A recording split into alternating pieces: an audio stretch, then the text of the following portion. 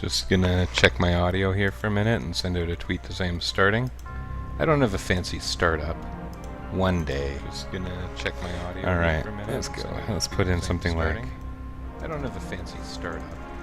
One day. Just gonna check my audio. Alright, let's go. Let's put in something like... Alright, this is gonna be good. This is gonna be fine. I got some time to play.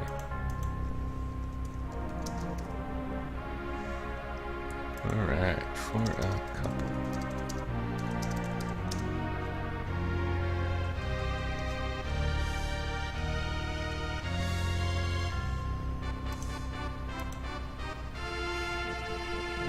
I guess we'll send that immediately, because why not? Cool. That should be good.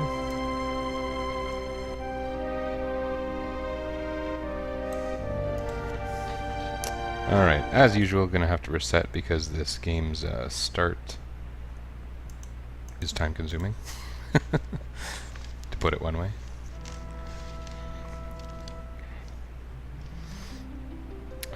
This is my save. And the suggestion I had from Brian after briefly describing the scenarios was to do Locke first. And he, I don't think, has very much understanding of this game, but whatever. He said Locke sounded good. It's probably because it's more pronounceable when I think about it. More pronounceable is good. Damn it. Okay, that was different. Blockhead. Why is he such a blockhead? Oh, green beret for him. That's nice. Does he want any things? That's not gonna matter. I mean, I guess these are probably the most useful. Unless I want the 2 points of speed, but speed is a funny thing. You don't notice much difference in this game for a few reasons. One of which is there's a flat, basically... Oh yeah, that was a mistake. Is this going to break the game if I use my flee command? No. Maybe. We'll see. Okay, good. Yeah. Let's get merchant clothes. They indeed have no sense of humor, thank you.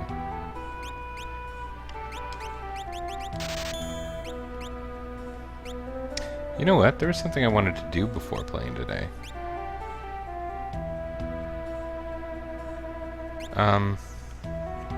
Is it important? Let me reflect on that for a moment. Let me do a thing here. I'm gonna stop for a few minutes, and you're gonna be patient because there's something I thought I would review, and that is, I'm gonna be frank here, it's a hack, right? I realized that I made the mithril rod and mithril staff available, and I think they might be a little bit overpowered. I don't want them to be stronger than the chain flail. So the chain flail, okay, they're nowhere near as powerful as the chain flare, so that's encouraging. Oh, you know what? Okay, there was no problem to begin with. Forget it.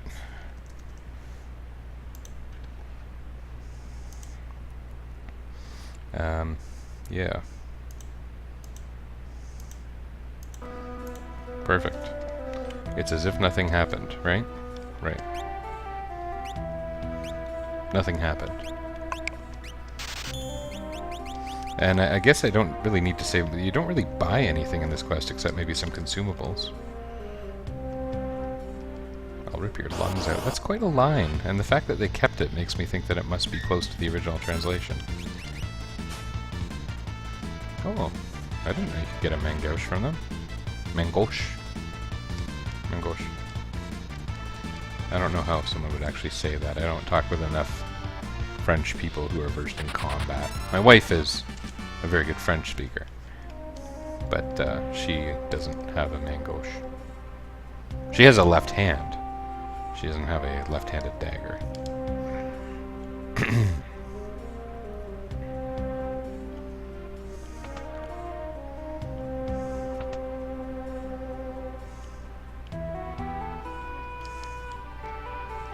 rum.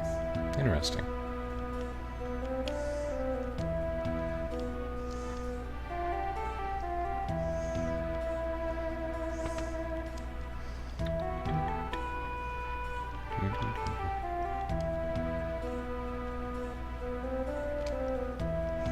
Oh yeah, they fight me no matter what.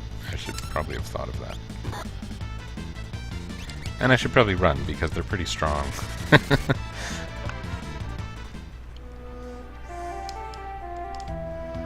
So, what do you do?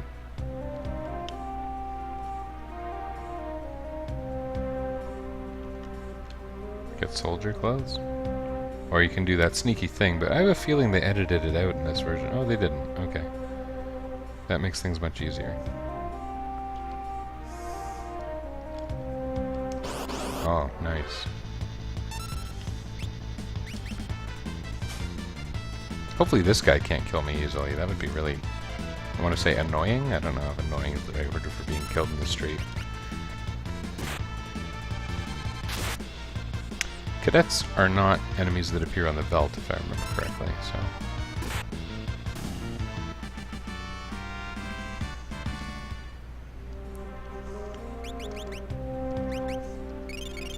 Getting a few levels here would be really beneficial. I've been thinking about it, actually. There's a hidden thunder rod in this quest, based on not taking certain treasures early in the game. And I didn't take those treasures, so I'll get a thunder rod. And it would be an easy way to steal the... it would be an easy way to win against the boss of this scenario.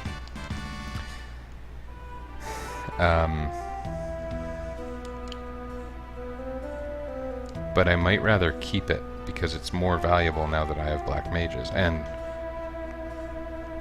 to disclose fully, also because it teaches Thundara.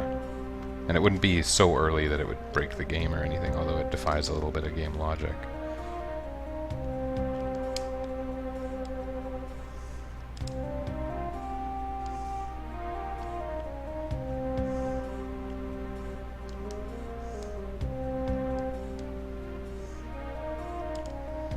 Funny, the subtle differences.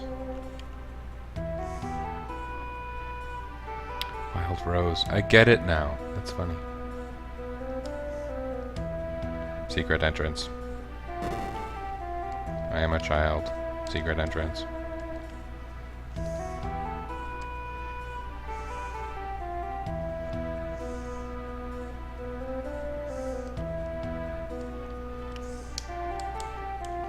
So I've already looted this stuff. I wonder if I should hold off on recruiting Celeste. But I'm thinking no.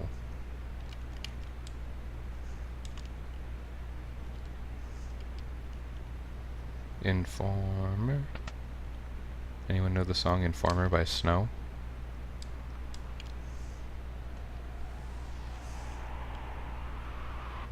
We've already been down here too, right? There's some real goodies down here, if I remember correctly.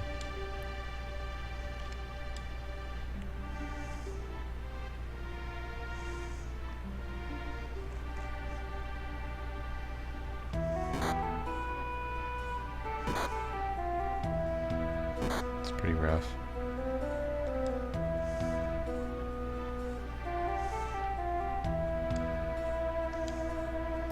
That part stays consistent. I thought the pure as snow is a strange way of describing a spirit. Especially for someone who seems to have done some pretty awful things.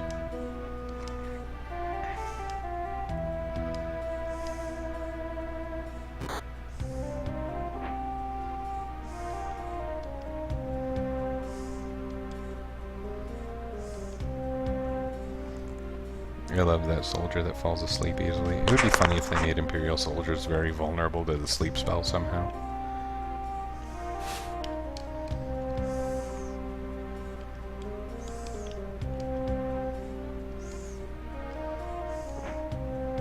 If you leave her hanging there, it just plays the credits. You achieved the crappy ending. That's not a real thing, by the way. It's just funny when a game gives you a decision that you can't take. funny, but I get it.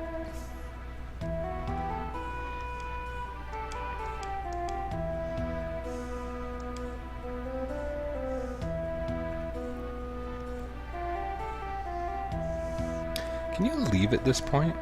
I'm thinking no.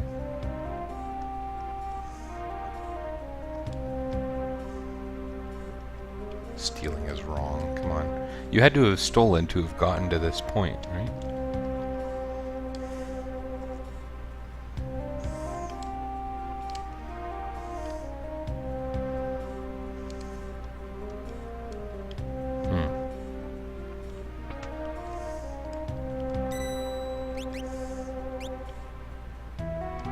Well, I'm not going back to that scenario, so sure.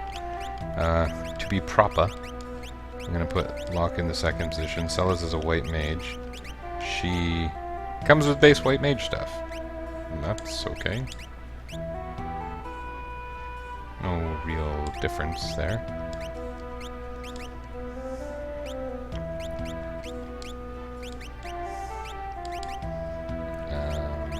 May as well prevent some status.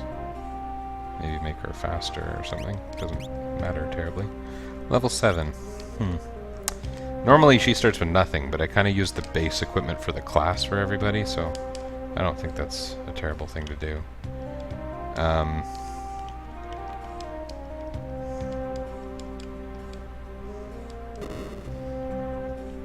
But it's funny because you get a bunch of equipment in here that's meant for her because she starts with no equipment, and she can't use it now. But that's fine. Like this is a sword, or this is iron armor that nobody can use, right? Yeah.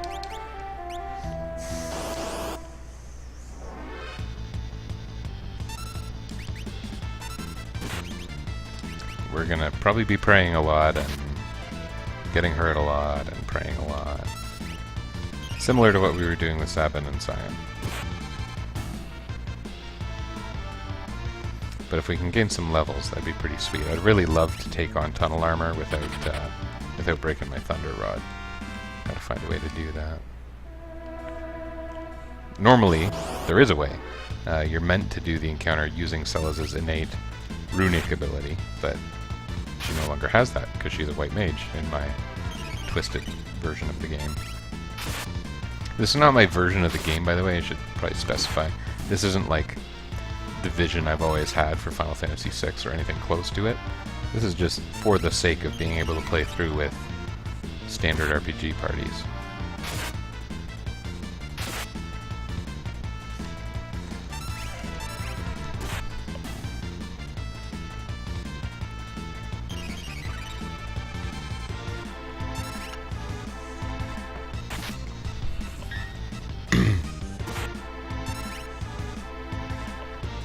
How much experience do these guys give?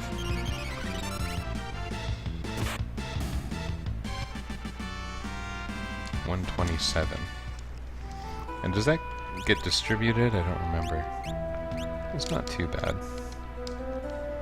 We're just gonna have to fight everything. There's hidden passages here, so I'm gonna be tapping a lot of walls. Heavy shield, can't use that, I don't think.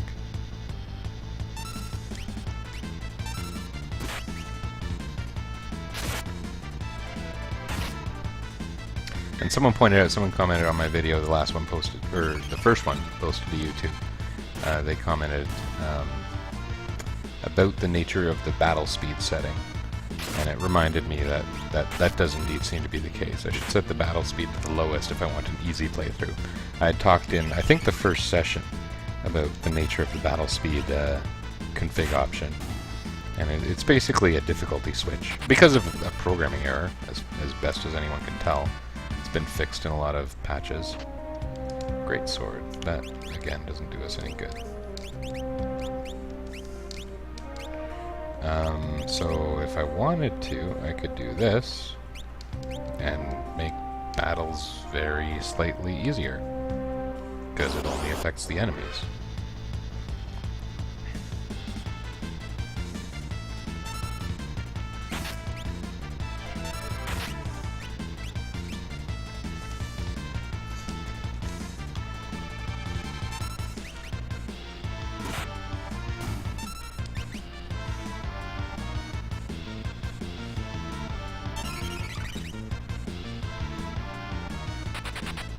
it did seem to make them slower. Look how long that action took. And that was when they had the drop on us, right? Is this where the hidden thingy is? This is where the hidden thingy is. This is the really good hidden thingy. Official name. X potion, that's nice. Ribbon, that's super duper nice. Bucket. Never know when you're gonna need a place to pee. High ether, that's interesting. Not very many of those in the game. Oh, why wouldn't I do that? That's your earliest ribbon by a huge amount. Normally that's the kind of thing you would still be farming at endgame. By fighting brachiosauruses of all things.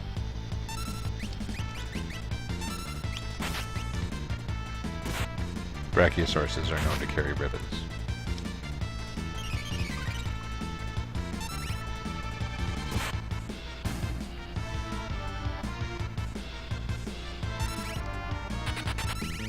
You still get the experience when they run, right?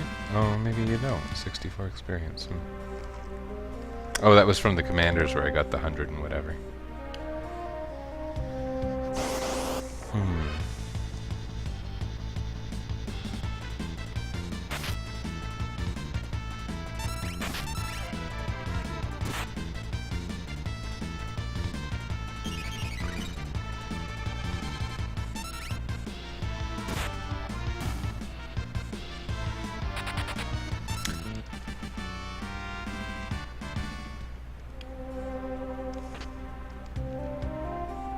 Oh, that's nice to have.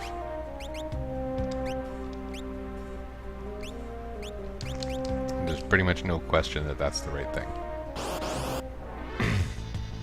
for my current needs.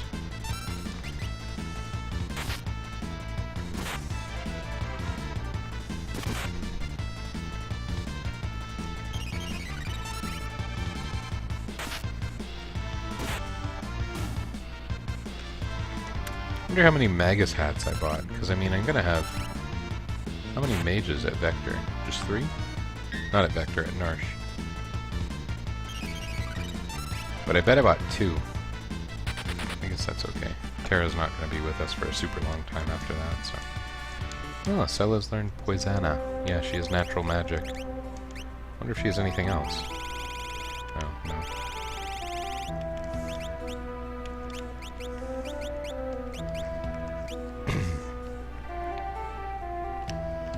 Should I fight here or elsewhere?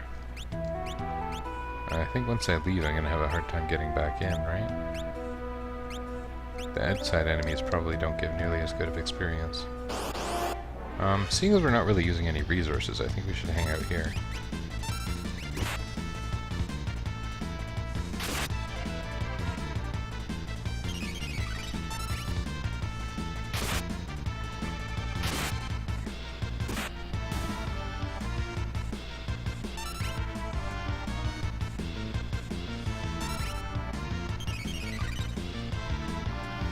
And the Thunder Rod, it's an exciting prospect to get a Thunder Rod, but Sellers can't use it, because rods are traditionally Black Mage weapons in the Final Fantasy series.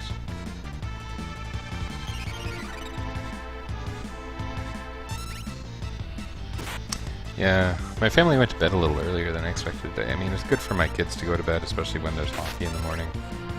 One of them's pretty sick right now, so we don't have early hockey tomorrow, which is a bonus, so I could stay up a little bit if I feel like it.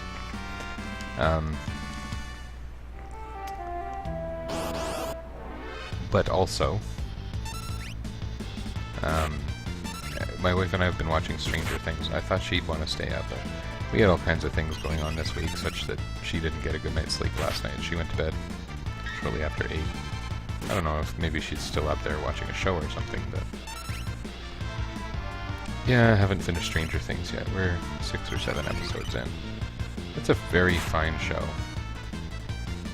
Hey look, it didn't run yet. That's weird. That's okay. I wonder what its chance to flee is. They've been fleeing so far. Or they had been to that point.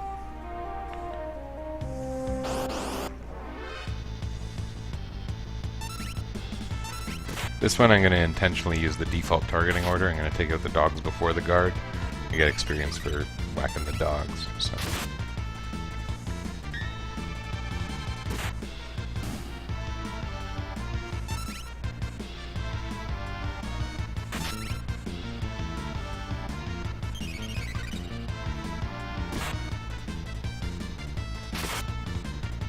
I always found it funny that Terra had natural magic and Celis had natural magic even though she was injected with it. Or whatever they did. But the people who should have natural magic talent, which would be Strago, probably Realm, possibly Shadow, they don't have any magic to speak of. Like, it makes sense to me that Strago should have natural magic. I guess Laura is meant to be that, but I don't know.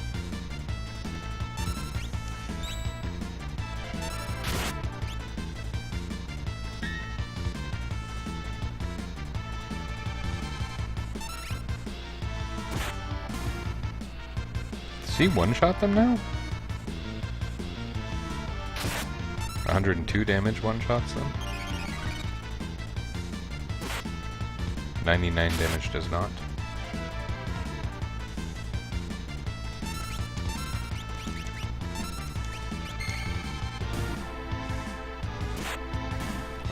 Damage one-shots them. Okay, cool. Well, let's at least gain levels until Locke is able to reliably one-shot these enemies.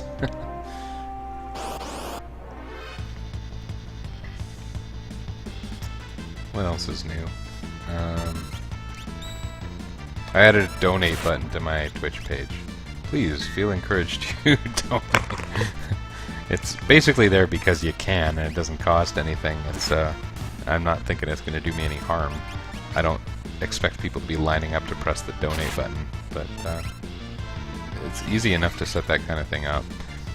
And so I wrote a message, something to the effect of, feel free to donate, it will legitimize my gaming habits to my wife. I stand by that statement. And anything I can, if, you know, small bits trickle in and I can spend it on better hardware, then I'll be able to do better things like actual Final Fantasy V and Path of Exile. Woo! Because I had trouble with those, that's why I named those in particular. And by I had trouble with those, I don't mean the game, although I do die a lot in Path of Exile. I'm not set up to be a hardcore player in like any game ever. I'm too reckless. I like playing games recklessly. That's always a thing. In the Mega Man X games, the later ones, the ones that were mostly bad, my friend and I went out, we bought X5 on the same day. He disagrees with the way I play. I think he likes being X more than I do, and I like being 0. And I like being 0 mainly because once he gets that spin slash, you can just zoom through the level, killing everything in your way and get through in a minute. I'm not a speedrunner, but I like playing games reasonably quickly and with an element of danger. In some games, you don't need to play recklessly for that to happen. It's strange because I'm a huge Mega Man fan. Seriously. But I'm not super good at it. Mega Man 1 still frustrates me. And maybe a lot of people would say that, I don't know. I have little problem with Mega Man 2, 3, 4, 5. I don't even know about 6. It's been a while. Let's see how our experience is doing. Still, they're about the same. And by about the same, I mean their 2 next level is about the same.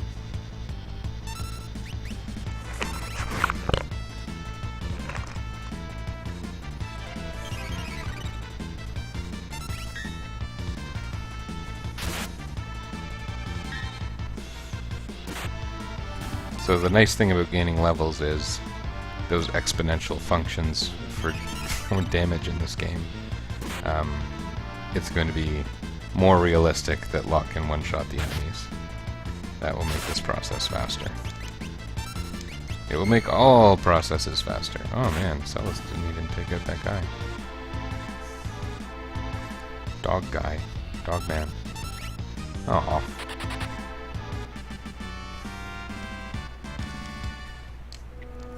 My son and I were reading through the first several Captain Underpants books recently. He's 5, and he likes them a lot. Like, I mean, of course he likes them, but he can read them-ish. We work on the reading. He's very impressive with his reading. And so we read Dogman. We read the first Dogman comic book. It's pretty amusing. There are pages we get to. Like, it's not like I find the whole thing, like all the stink jokes, hilarious. But there are pages that make me laugh out loud.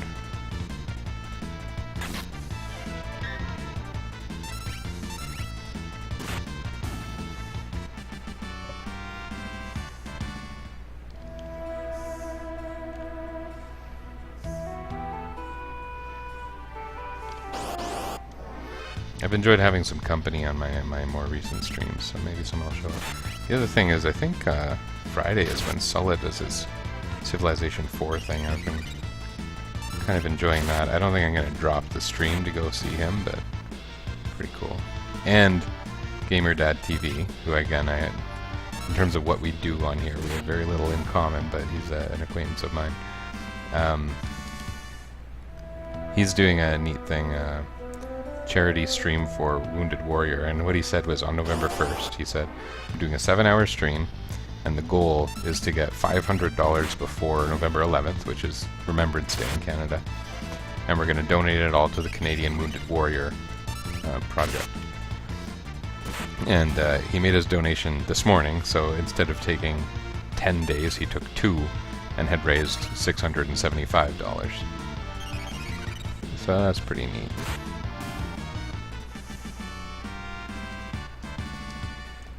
So let's gain a level. How high do I want to go here? I don't want to bust the game, but I do want to stand a chance against tunnel armor.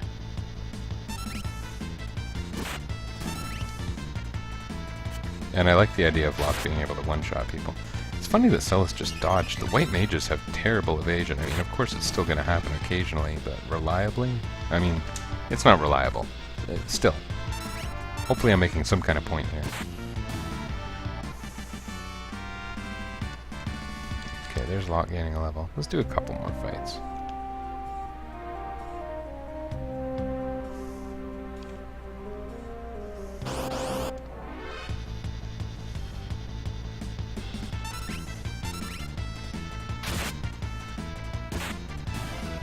His damage didn't spike very much. Went up a little.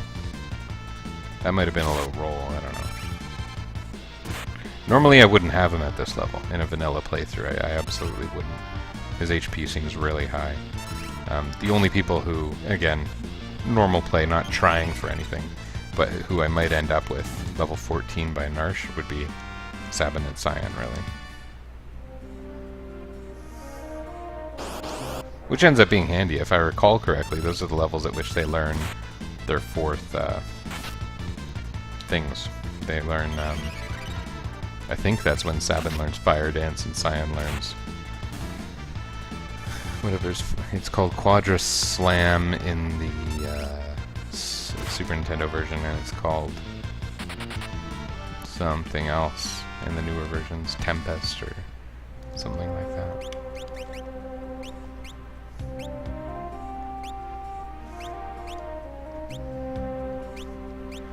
Yeah, this team usually ends up being my lowest level one.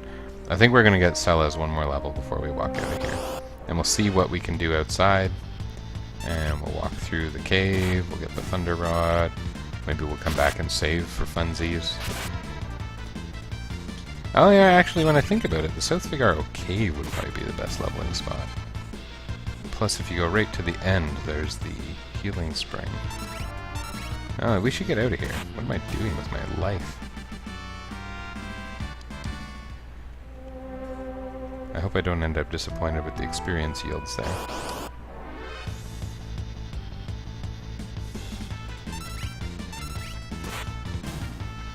But it does seem Locke can reliably one-shot these guys. That's nice. We seem to be in significantly less danger than we were a short time ago.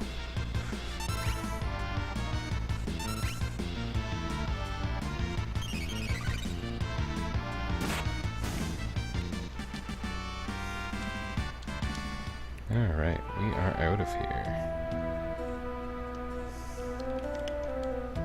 Kutan. Kutan, you remind me of someone. Someone dear to me.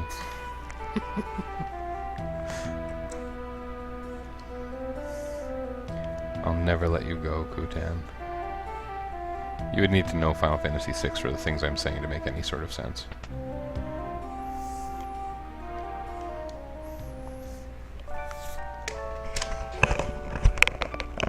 The headset feels so loose, like it keeps moving around on my head. Maybe my head got skinnier. You tell me. I know I got hairier. This is a strike beard. It's certainly not a Movember effort, or not an intentional one. Nothing against Movember, but... I might let it roll, though. I mean... Strike's still on. There's negotiations happening, but the strike's still on.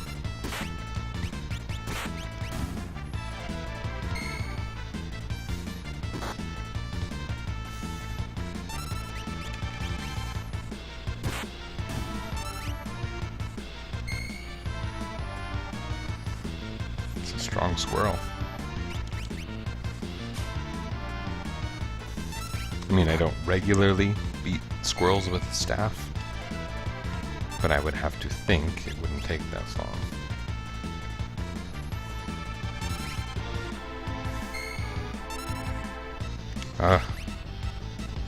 That was going to be a fun experiment, but then it was a too slow experiment, and then it wasn't fun anymore. The experience here isn't bad, considering how weak the enemies are. Let's see what happens in here. For one thing, the treasures are at least okay. Now those gold bears have actually a pretty nasty attack they can use. He can one-shot the Primordites, or whatever they're called now.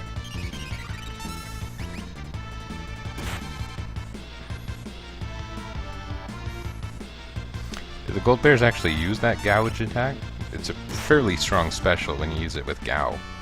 So their attack is called gouge, and what it is a triple power physical attack. Just like the regular attack, 3 times the power. Nothing else special about it, but that's fairly strong. Okay, so it's Acrophes, not Primordite. Basically going by the GBA names for the enemies.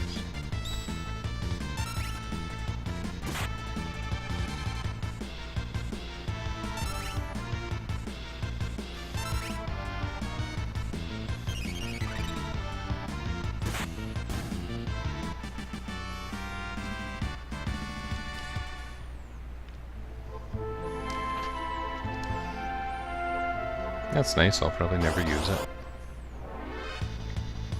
Cartagra. Are those the guys that have that numb attack?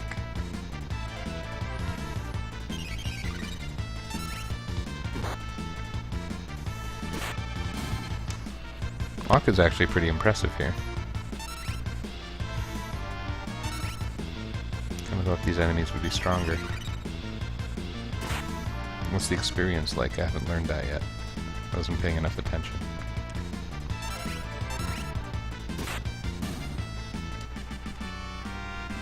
$142, okay. Slightly better. In a way that's probably not relevant.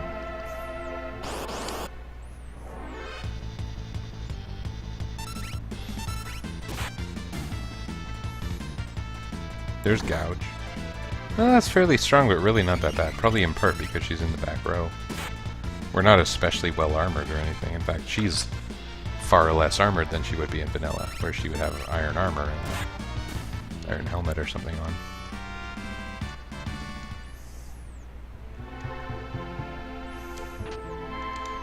Ether. I think that would normally have been a tincture. Or whatever tincture.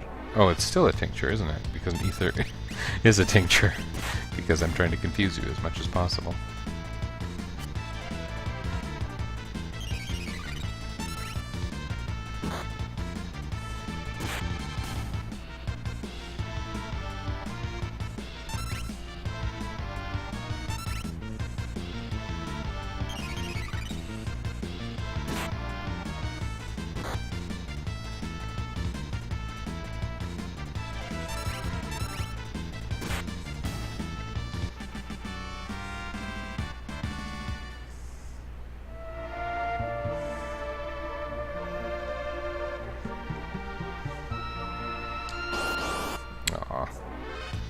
I mean, I'm excited to get the chest even though I can't use it right away.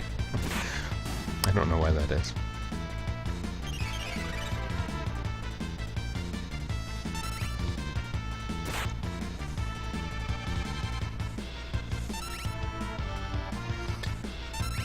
Normally, Celes would have a small amount of offensive magic that can be handy at this part of the game. Still probably wouldn't use it, because I mean, she's a pretty good fighter, and I mean, the fighters are kind of on fairly level ground in this game, frankly. But so here's our Thunder Rod with a brush-like icon.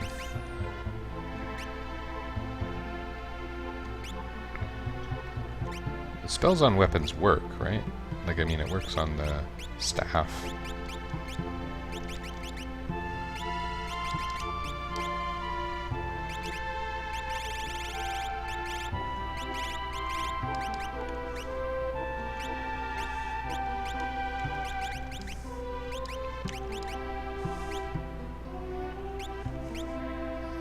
I guess that's better. The main enemy here, the tunnel armor I've been talking about, does tend to use magical attacks. It's a Magitech thing used for mining? I don't know exactly what it is, but I guess it's Magitech because it is a piece of armor that uses magic.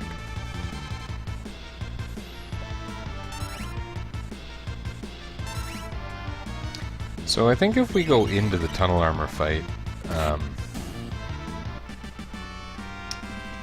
with the understanding that Celes will cure every turn, it'll probably go pretty well.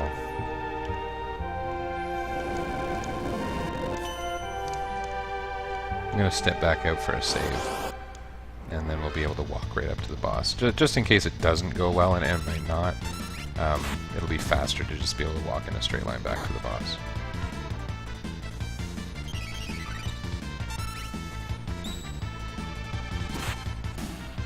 Plus, a little bit of extra leveling or whatever this is. It's certainly not going to hurt.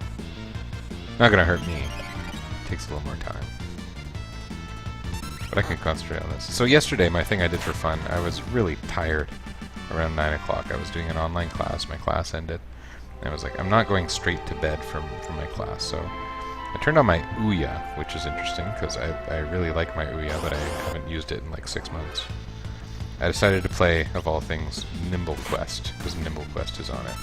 And that is I don't know if it was super popular, but it was a mobile game by a well-known mobile development studio, to put it one way.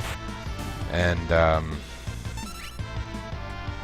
it's a really silly game. It's simple, but if you lose your attention for, you know, a couple seconds, you're dead.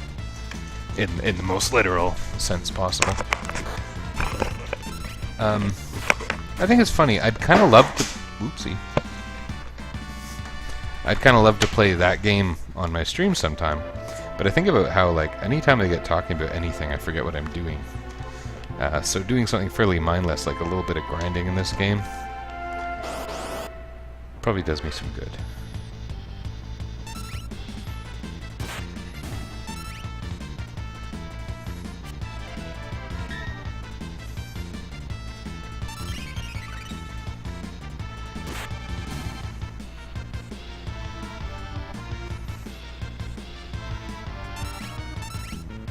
That was me trying to get comfortable, kind of half spilling my headset and then dropping my phone, by the way, all at the same time.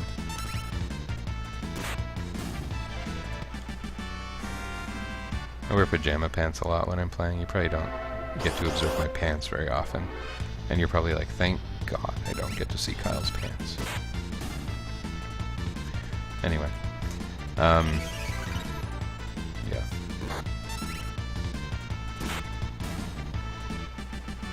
I wear pajama pants. It's got loose pockets. My phone falls out. Alright, so I don't need a tent, because I can get through the cave without any real problems, and get my MP back immediately before the boss for better casting. I think my HP is high enough. The goal is kill tunnel armor without using a thunder rod. And I don't think I'm going to be satisfied until I do it. So unlike the beat the Phantom Train without using a Phoenix down if possible, which I reneged on pretty darn quickly in the last video. I guess it was 2 videos ago? No, it was the last video. But I'm going to try and stick this one out. If I'm not even close, then I'll grind a little bit more. But I think I will be close. I think as long as I keep Celes using Cure, it'll be just fine. We might end up in a slightly sticky situation if someone gets poisoned, but I think we got our relics allocated in such a way that nobody can get poisoned, because Tunnel Armor does occasionally cast the poison spell.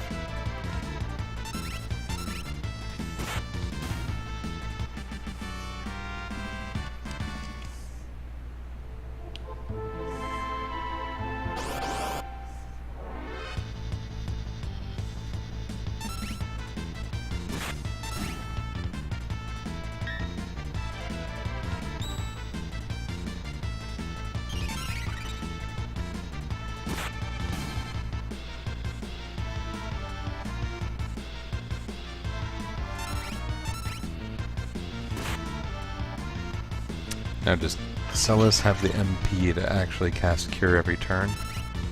I don't know.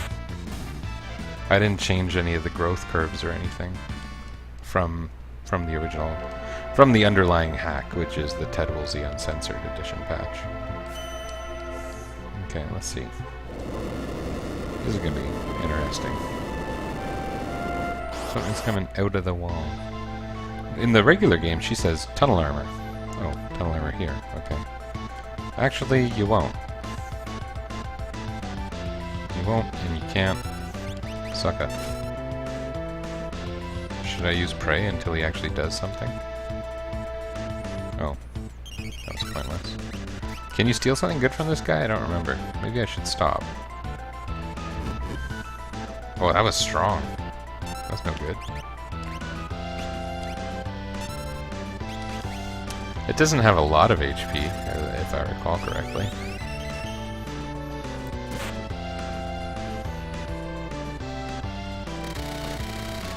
That was pretty weak.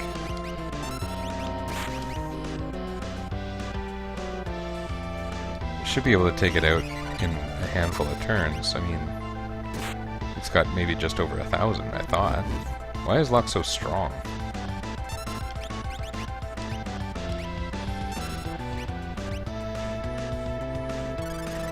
I think you might be able to steal it. I might be making up some serious fiction here, but I thought you could steal a debilitator from it.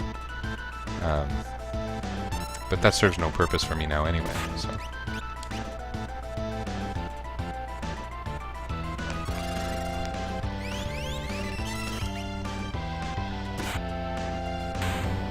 That was easy.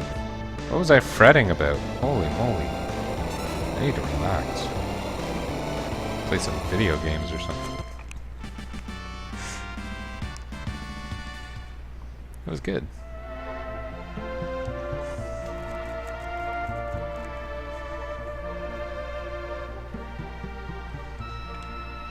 Choose a scenario. Kupo.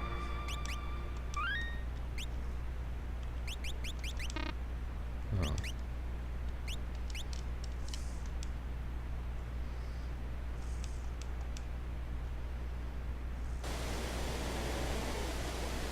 Oh, everything's gonna be all mixed up here. Yeah, I don't like this. Let's get out of here.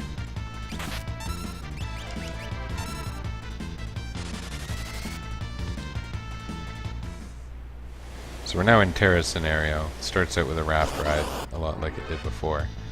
We are missing a white mage. These enemies, if you leave them around long enough, they start casting a really nasty fireball attack on you.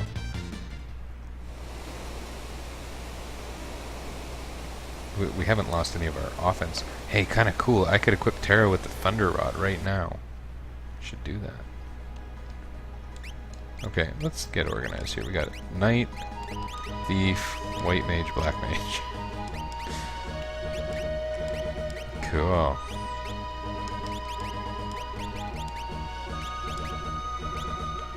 Yeah, I guess that makes sense.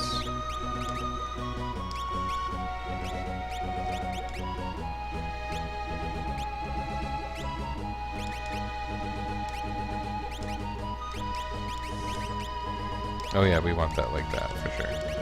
Okay, cool. He wants those to do huge damage. And, she wants whatever seems useful. Star Pendant's fine.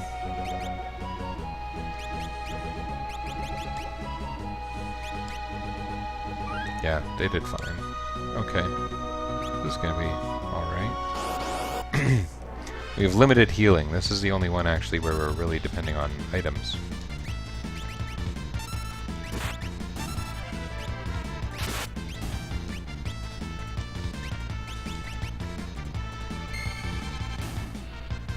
Kinda cool having a Thunder Rod early.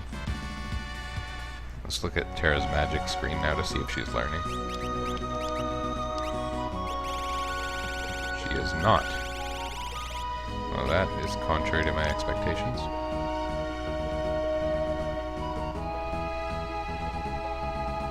I'm gonna do nothing.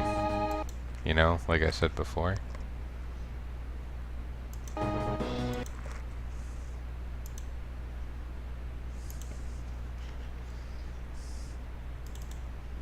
And you're just gonna bear with me here. This is strange.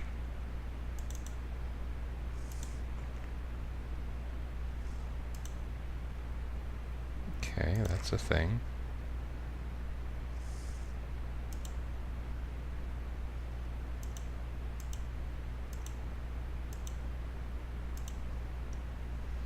Alright,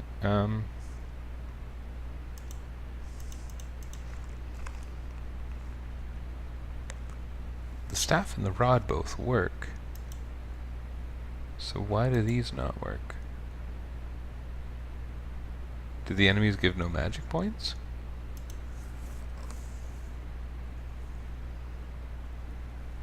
Well, I don't know what to tell you. I don't know what to tell me. Okay, once again, I visit the source of any potential problems I have, and I don't change a thing. Thank you for bearing with me. That's funny, though. Did those enemies not give any magic points? She had all these spells. She has a Thunder Rod now. Okay. Wow, that's strong. Her attacking isn't even pointless.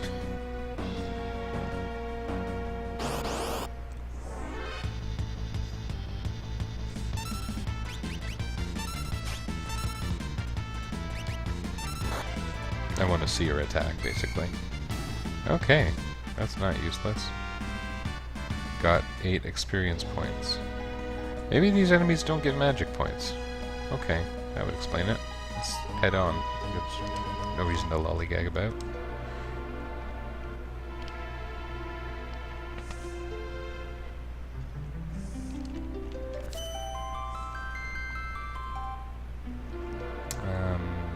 Is there a reason to lollygag about?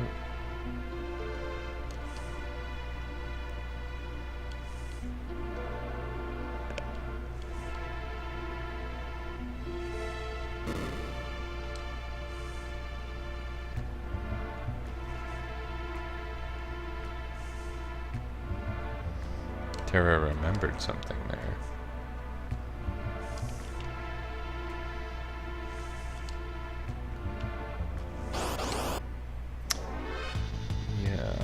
Valior.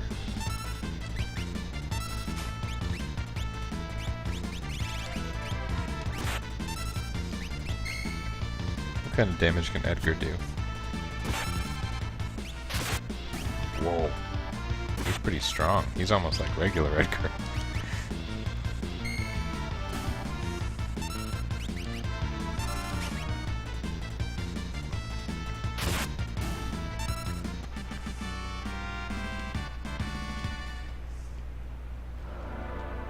Did that give magic points? Oh, it did. Okay, cool. It's not super fast, it's the same as Maduin, but that's still useful. Madine.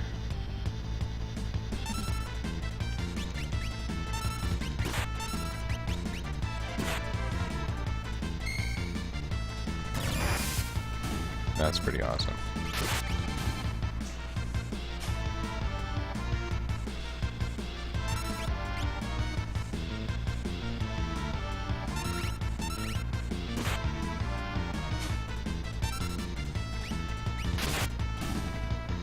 Stealing potions isn't too exciting. What kind of weapon does Bannon have? I think it Mangosh, right? Yeah.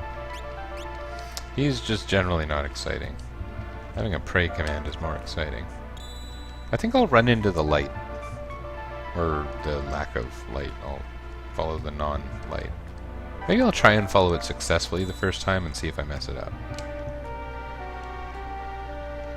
I mean, I don't need the encounters for the rage.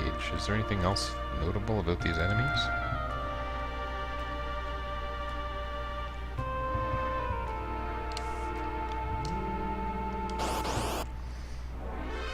I like getting the big group of them.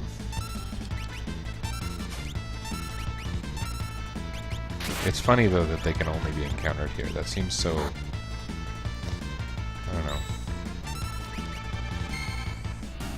It's funny that you can miss something permanently. That is really easy, especially if you're playing the game correctly. You just never see them. That seems dumb.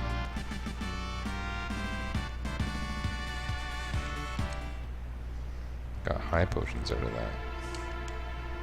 Okay, we're gonna try and fight the ones that were called Spectre and Rin in the Super Nintendo version. I remember having to do this like a dozen times one time because I really wanted to encounter those enemies. And you keep accidentally succeeding at that, hitting the thing.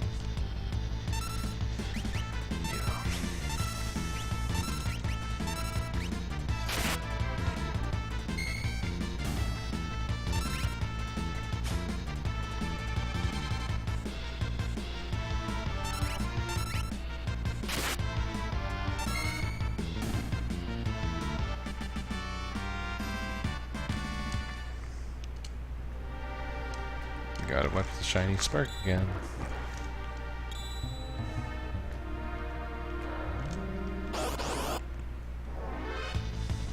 Come on.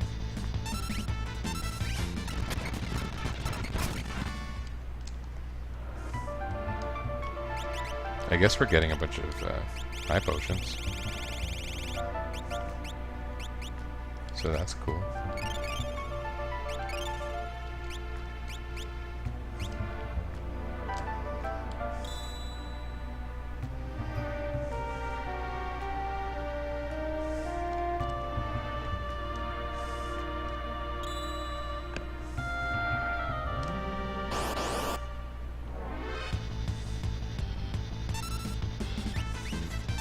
I'm getting frustrated now with the always getting the good outcome.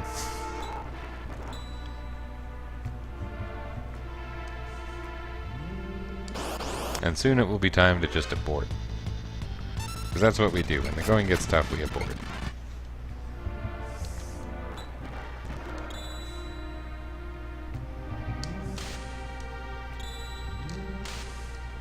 Accident.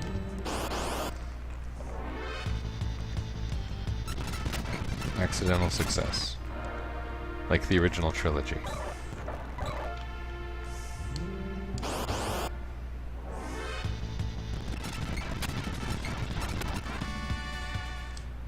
The experience probably isn't hurting, right?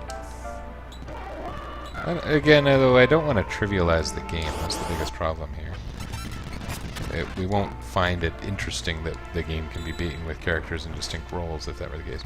I don't think there's any question that it can be beaten, especially given that I made a bunch of edits to accommodate it. It's more like, what's the interest in it? And it might only be me who cares, and I'm not surprised by that in the least. Hey, here's the guys. Hey, Eukaryote. We know them from the moon. If you know what I mean. What a time to get side attacked.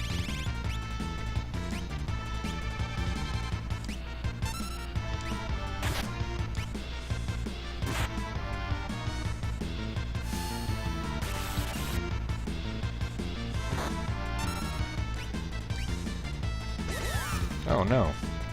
Oh, at least it's just slow. I thought that was a stop effect. Ooh, that's pretty strong.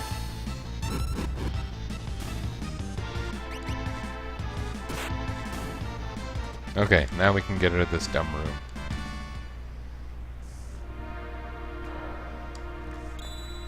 We will carefully watch the light and follow its path.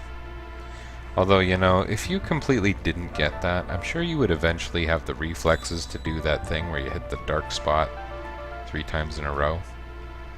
I could completely see someone just doing that and considering it to be much easier than following the path. I wonder what the TASs and speedruns do.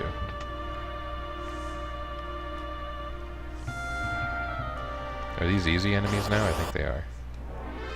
Yeah, we're back to the guys from the start of the game.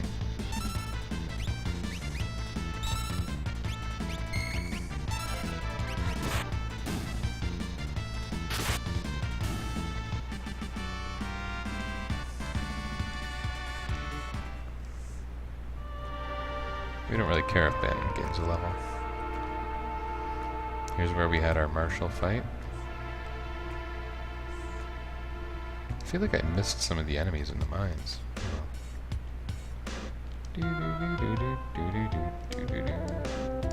Koopo!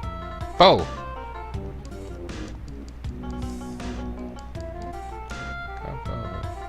I think we're gonna take the rune edge here. What does that do for Edgar? I see no reason not to think that's wonderful.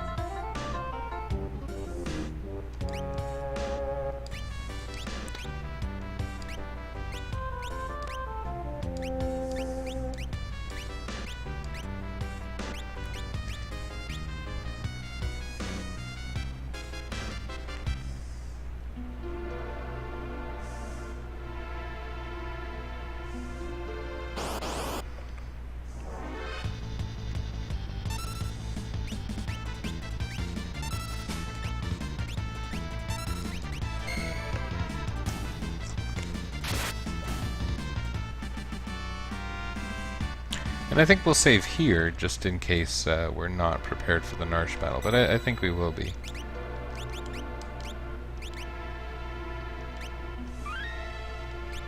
Although this is now the lowest level group, I think, by a good margin, but that's fine.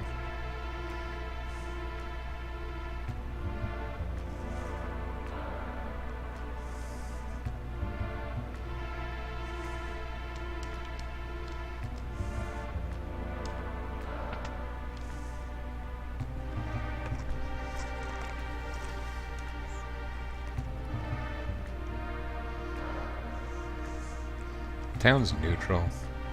Brave New World makes this this place out to be Canada.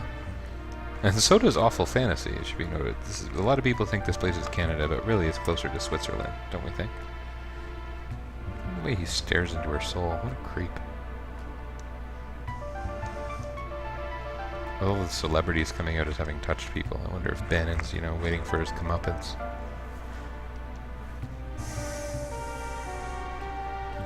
Those lines were all really close to the original Ted Woolsey translation. Yes.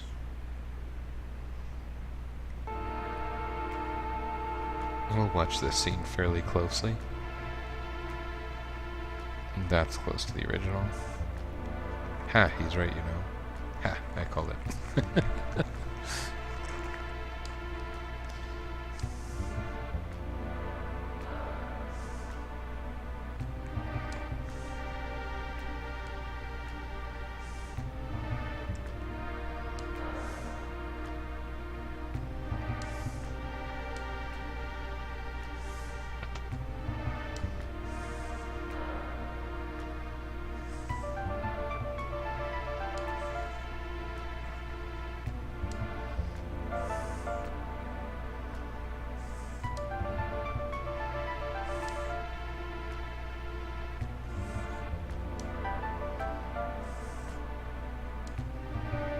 That seems is completely vanilla so far, as best I can tell.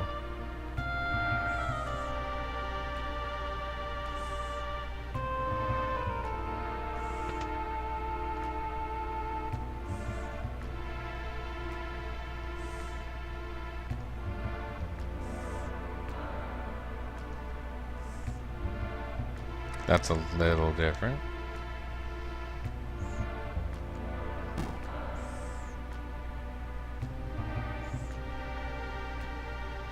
That's very different. They got rid of she torched Miranda. Imperial.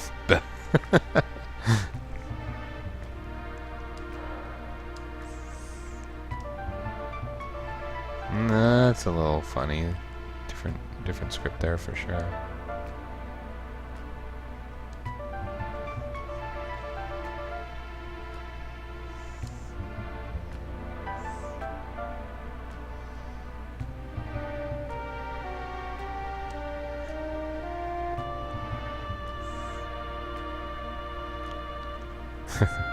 That line was in the Ted Woolsey translation, "Oh, this is," and there was kind of no context as to what that meant whatsoever. I'm pretty happy to see a change there.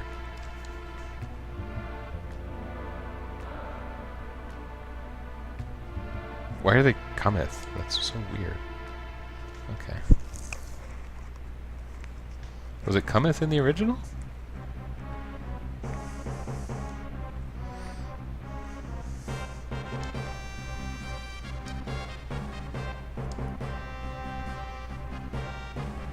How does he move along jumping like that so quickly? I ask the real questions.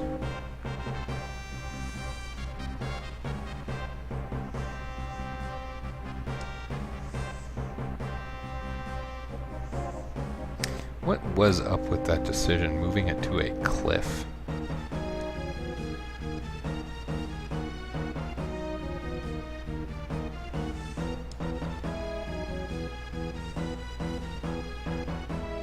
Cold as ice. Edgar walks over an impassable background tile.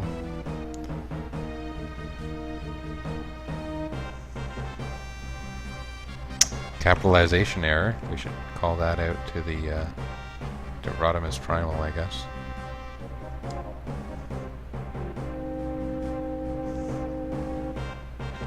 What's up with the spacing after the ellipses? I'm not sure I like that.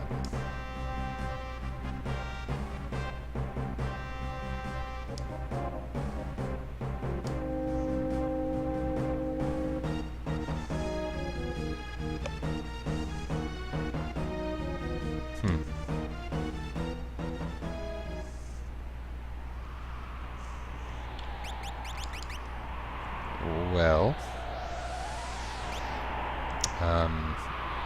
we don't want Terra to leave with our Thunder Rod, but I don't think she does. I think we get her stuff when she leaves. Maybe I'll take it off during the Kefka battle, just in case. And we'll be okay without Hermes shoes, I think. Well, you know what? We'd be even more okay without sprint shoes.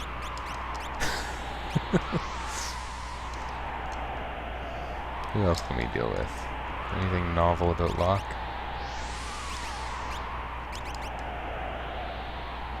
I think he's just fine.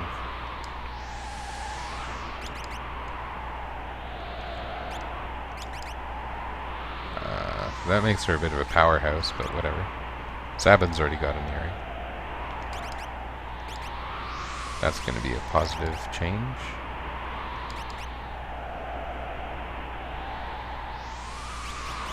That's all good.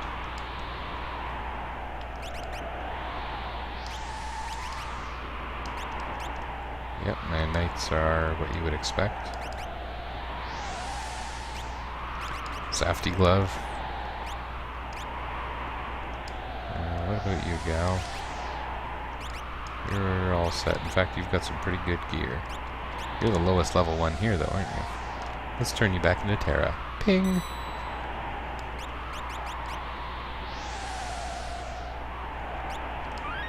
I don't know what I'm afraid of, but we'll use different slots. I haven't thought too much about how I'm going to make teams. I think I might make 2 strong, balanced teams, and one person who kind of sits there and does nothing. Oops. So, who do I want to be that do nothing? Well, maybe I'll make 2 teams that are Maybe I'll make Gao do nothing because he's level 7. We'll put a knight on each core team. We'll put a white mage on each core team. And then, yeah, this looks kind of okay. Right? Locke's actually the highest level of all. That should be fine. I haven't thought too much about synergy, but they're all classed characters. How hard can it be?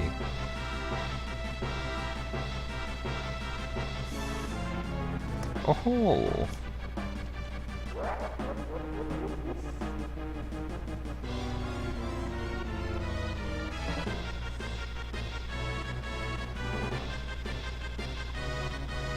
We'll want to make sure that we,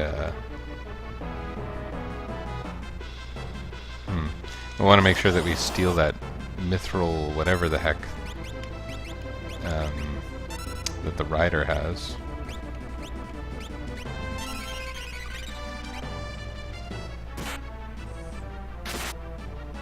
That's some okay damage. Good.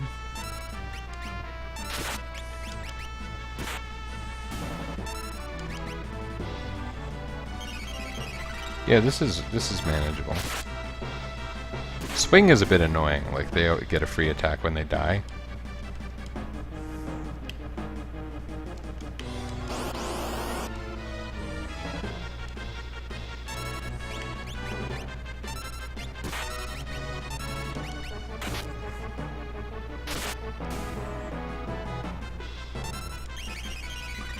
Is it only when they die? I don't remember.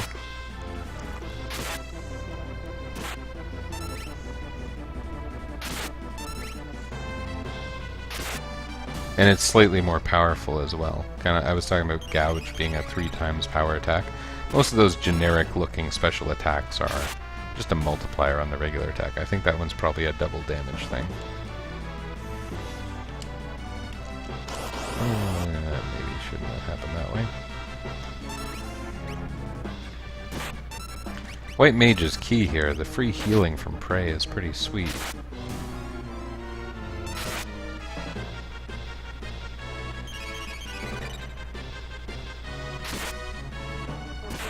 There was a really weird topic on the Final Fantasy III board, the Super Nintendo release of this game, and it was someone saying, was this game the first MOBA, multiplayer online battle arena, because of those segments where you're doing multi-party battles? And the first post was like, no, this game was not the first MOBA. That is not a thing. Pretty concise answer. You know, I could have been smarter about that. You do double damage if you hit someone facing the wrong way, or some kind of multiplier. Cyan, I'm sure, could one-shot those guys. Oh, he turned. Well, at this point, they're all going to be able to be one-shot, so... Whatevs, yo.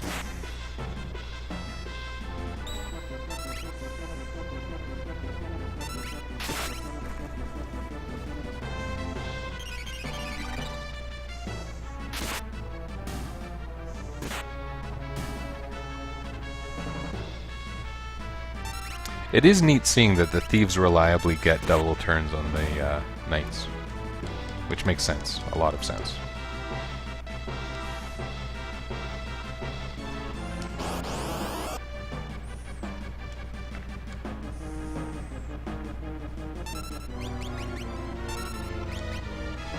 She has 128 MP, maybe I should consider clobbering these guys with magic. Is that going to wipe them? I'm thinking no. But it might make them all able to be taken out in a hit. That's beneficial, right? Should probably give the earrings to Terra. But then again, she might leave.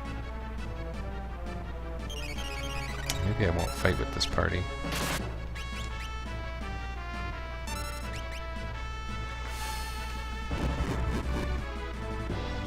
Oh, that's filthy. Didn't even two-shot them.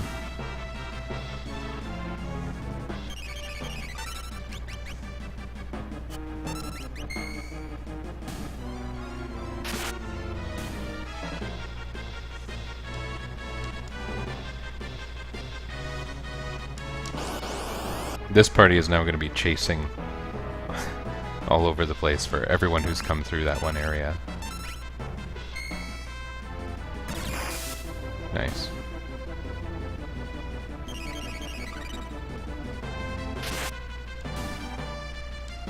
That's actually super nice.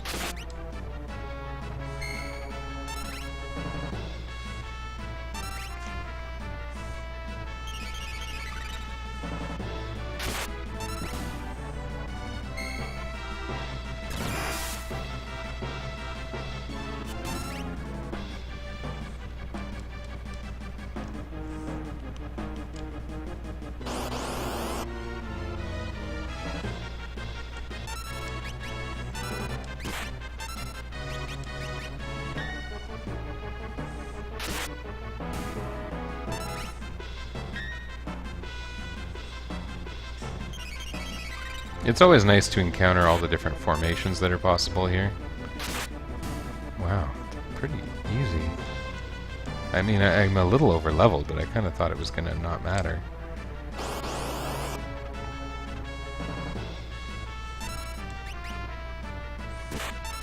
I am encountering all the formations, I just realized.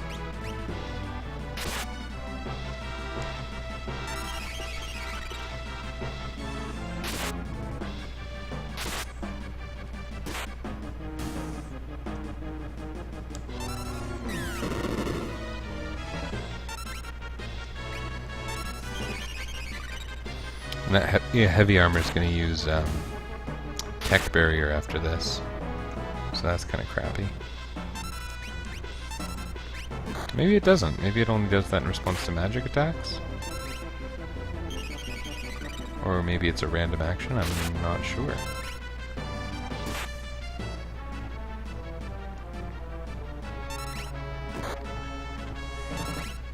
I would like this group to be further back. I worry about my ability to move the important team quickly enough. I think I might reposition everyone.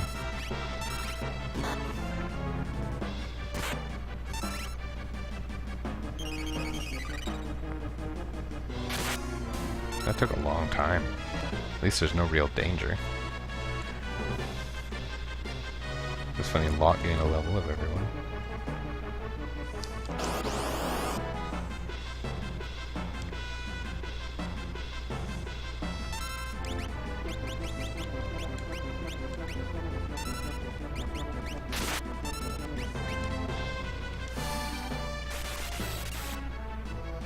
I thought that was going to be stronger than fire, but if it was not super significant.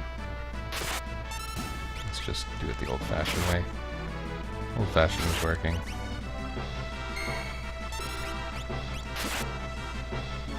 Not that that's a reason to stick with anything. You don't do something just because it works.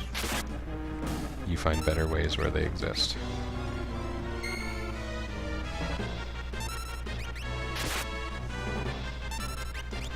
Do we have Rose in effect in these fights?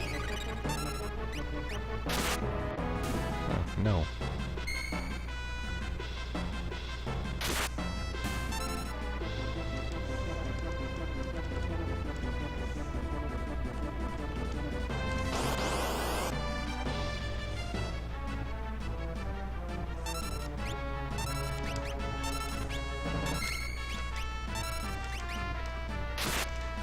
Wow, that's a random counter to, I guess, any physical action or something?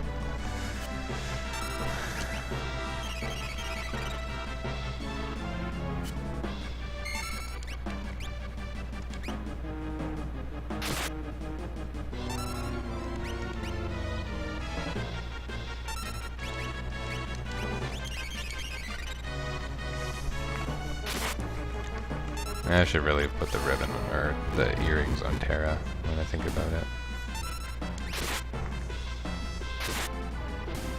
But I don't think I'm going to have any problems here, really.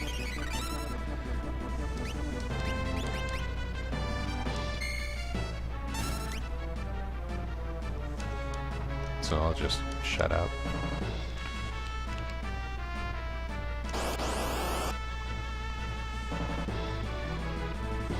Oh, this is gonna be good. Oh, that's a reflect spell, isn't it? Okay, then let's not do what I was gonna do.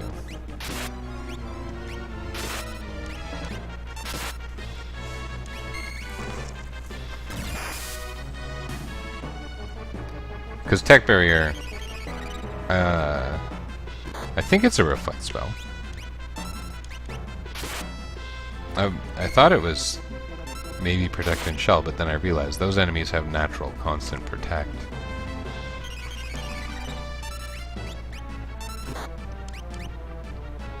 In fact, I'm not sure exactly what'll happen when Terra hits him with a rod.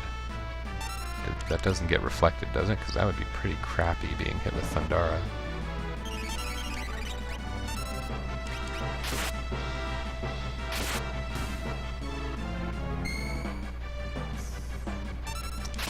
Well, no problem, it turns out.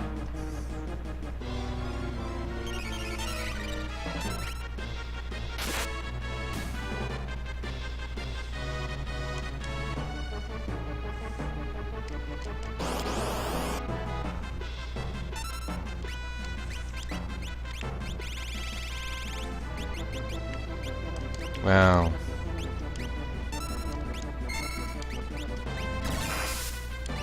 this might be a really fast fight. We got Edgar hitting this dog in the back. Yeah.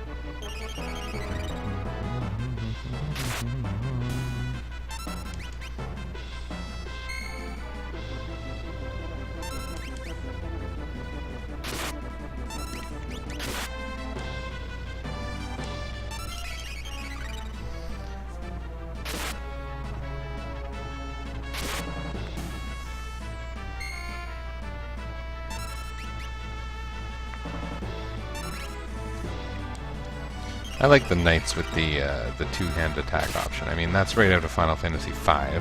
Not exactly tactics. In tactics, the double-hand weapon ability is associated with samurais. But it really does make them quite strong. With you know, there's a trade-off there. They're less defensive than they would be, and they're your most defensive units, so to speak. But, you know, this game's pretty easy. You don't need heavy strategy in terms of things like assigning roles to the different characters to be successful at this game.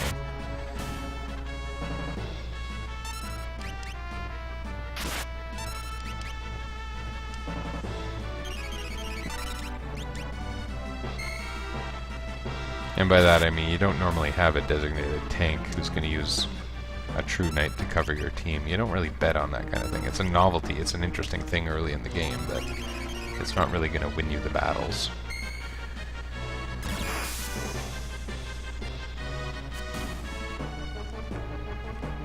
It's fun those occasions when you do say kind of thank God for cover, but I'm going to see a lot more of it than you normally would, that's for sure.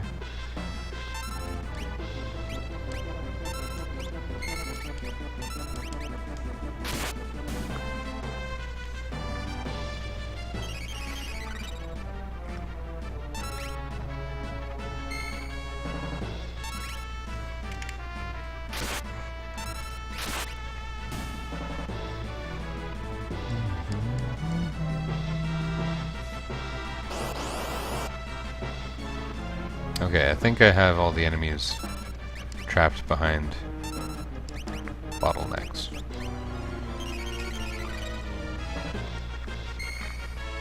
Healing is actually the problem with this thing. Like, the Narshe battle is cool. It's not really very hard. But maintaining your 7 characters across 3 parties for this gauntlet of not especially easy, not especially hard enemies. It's tricky when you don't have massive access to high potions. Or in the vanilla Super Nintendo version, they would be called potions, I guess. Oh, Scylla's learned Asuna. That's interesting.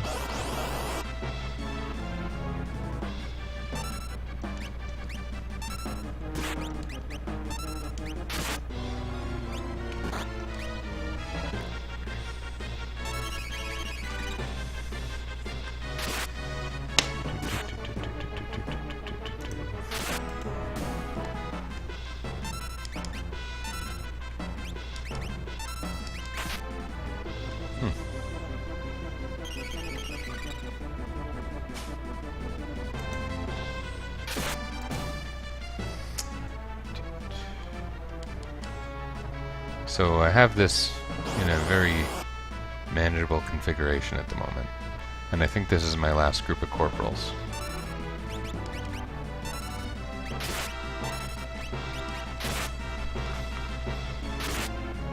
Normally, vanilla, Edgar would be using Bioblaster.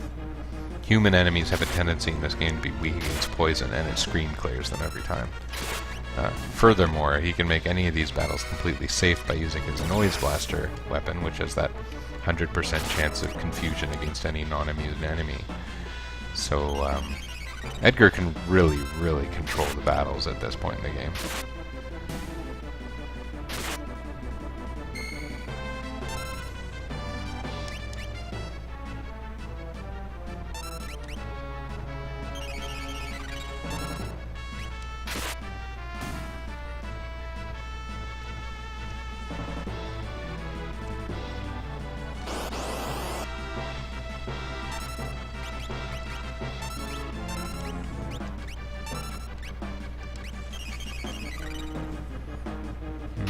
Sign was kind of low there. Everything's cool though. These are not the hardest battles ever. Phantom Train was.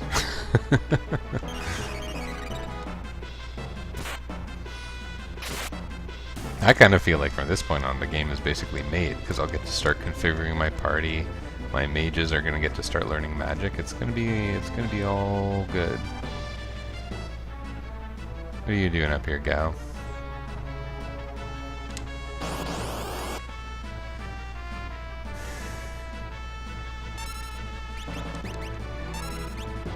Without tech barrier? Oh crap. What happens though? Let's experiment. Find out if we get hit with Thundara.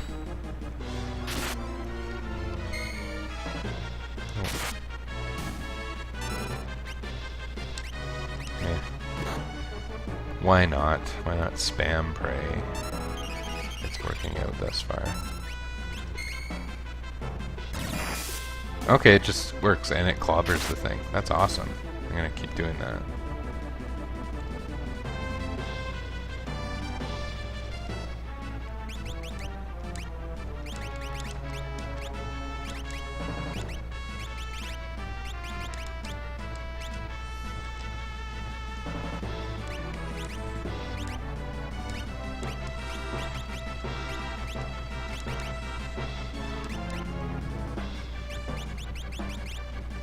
There was a white cape, yeah.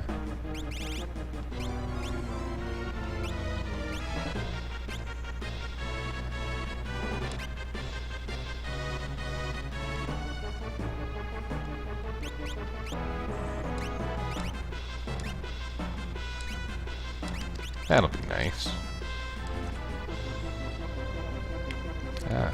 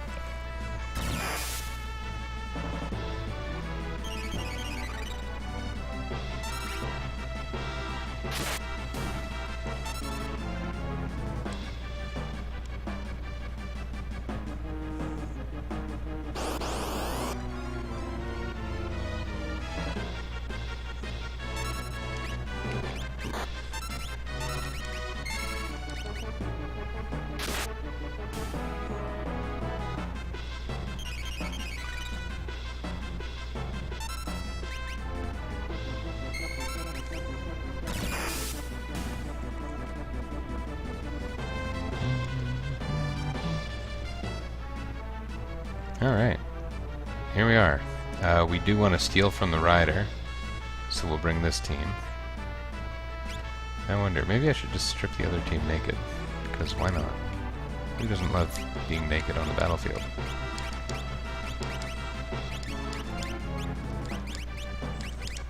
Now let's just see if there's anything better we can do with this team. Not that team. This is kind of, you know, more than I need to do. It's a point of interest. Oh yeah, I had one silk rope from the beginning of the game for some reason. Sure. And you probably want... I don't know what you want, but you should probably have that Gygas glove. You want some white capes or something, Locke? Hermes shoes? Sure, let's see what happens.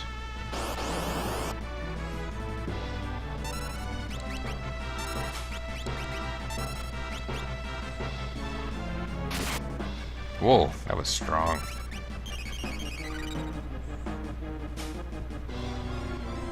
I don't want to get hit with another silver pike though. Let's not get hit by silver pikes. This guy gives you something, right? Like a mithril vest or something? That's actually in my favor, if you ask me. Mithril vest is pretty cool.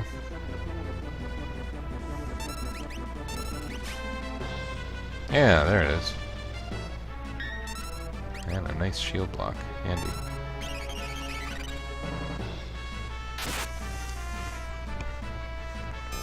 Who can use Mithril Vest? I think I've got it on any of the knights and any of the thieves, but not the mages.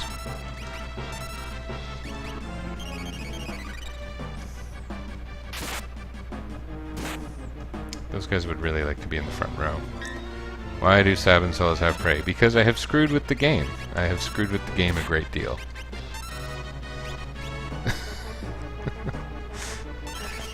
My last few playthroughs that I've done in various games have been Knight, Thief, White Mage, Black Mage. So I had to alter this game to my whims. Oh, god damn it. Is that a counter to being attacked from the front row? Does he do that every time?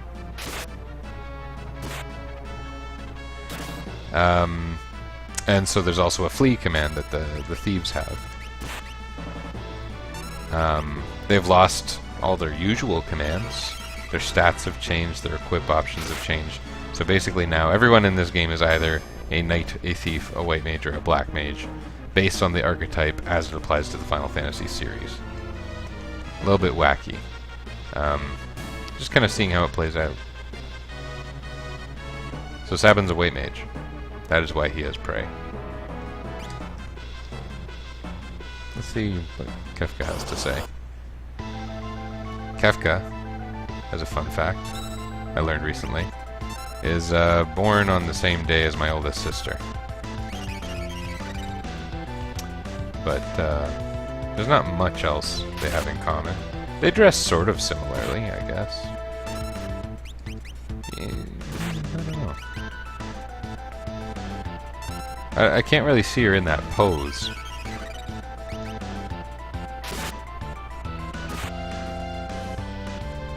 Wow, their damage is so high that this battle is going to be trivial, even though he comes at you kind of hard. What did I steal there? I wasn't paying attention. I know it was good.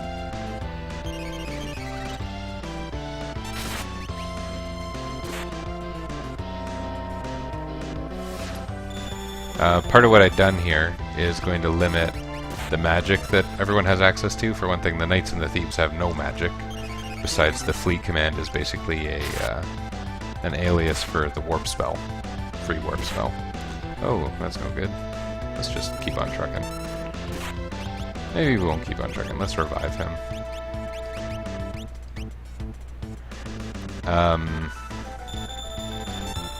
The black mages are only going to learn traditionally black magic, and the white mages are only going to learn traditionally white magic. Not in a racist way. Or at least that's the hope. If I get to be a little racist, that wasn't the intention.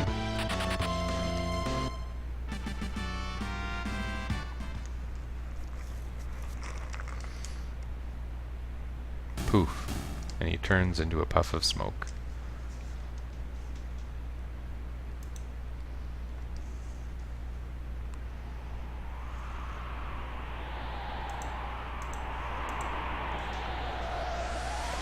Okay.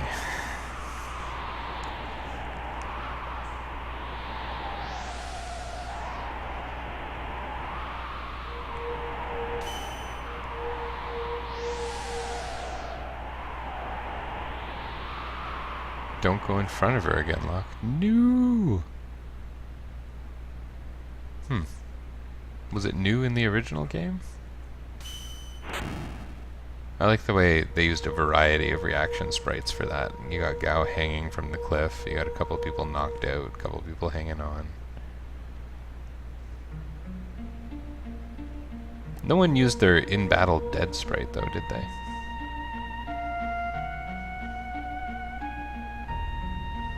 You are feeling love, Terra. The moral of the game is love.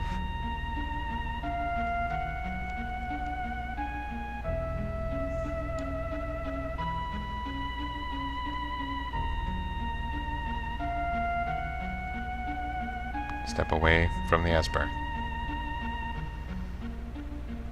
Oh man, not the exploding again.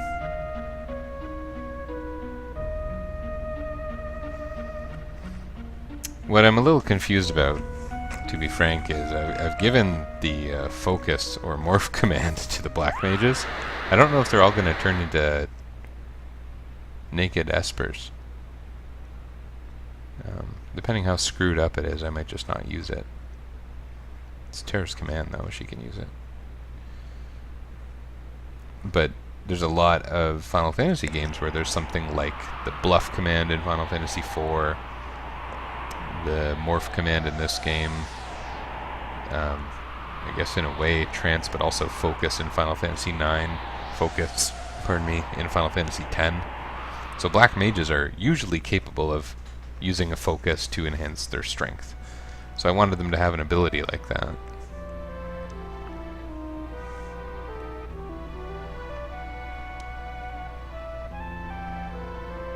She changed into a something and took off.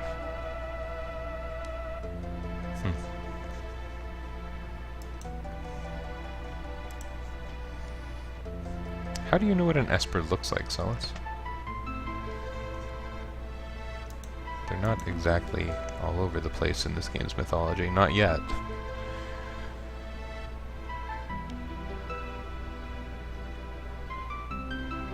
Streaking. Indeed, we know she had no clothes on. That was a little more clear in the directions given to the player, I noticed.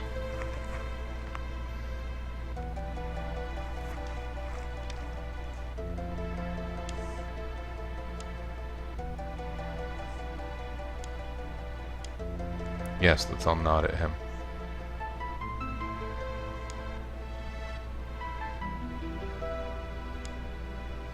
Okay, so this is interesting because if you want to get every scene in the game, you bring Sabin and Edgar.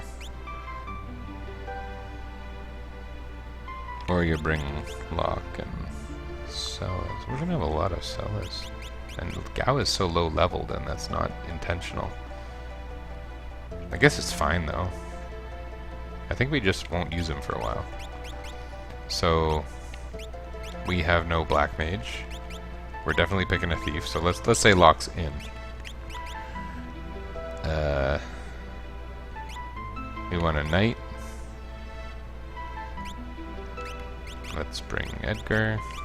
And we're gonna be stuck with Celes for a while later. Why don't we? Funny that they have the exact same stats. Oh, of course they have the exact same stats. Well, we use Sabin for story purposes. In this hack, I did exactly one event edit. And I don't know whether it worked or not. I'm a little scared to find out because I might have kind of compromised the game a little bit. Just a little. I did a little bit of ASM hacking to do it. And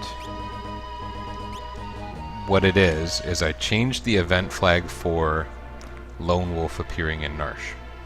And I changed it so that instead of checking that what is it? That you've got the airship, basically, whatever, or it's the Maduin cutscene. The Medine cutscene in Zozo is normally the trigger for Lone Wolf showing up in Narshe. I changed it so that it doesn't check 2 conditions, it only checks 1. So all it's checking really is that you haven't encountered him yet. So if that worked, and I really have no idea, I'll be able to walk in here, I'll see Lone Wolf, and I'll be able to follow Lone Wolf to the cliff and recruit, or not the cliff, well, it is the cliff, be able to recruit Mog. And Mog is a black mage, so that'll give me a black mage for a while. I don't know if it'll work. This is going to be crazy. I really have no idea.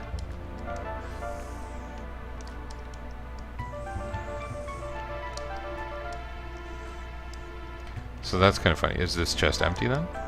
Still locked. I don't know. I might have messed up the game.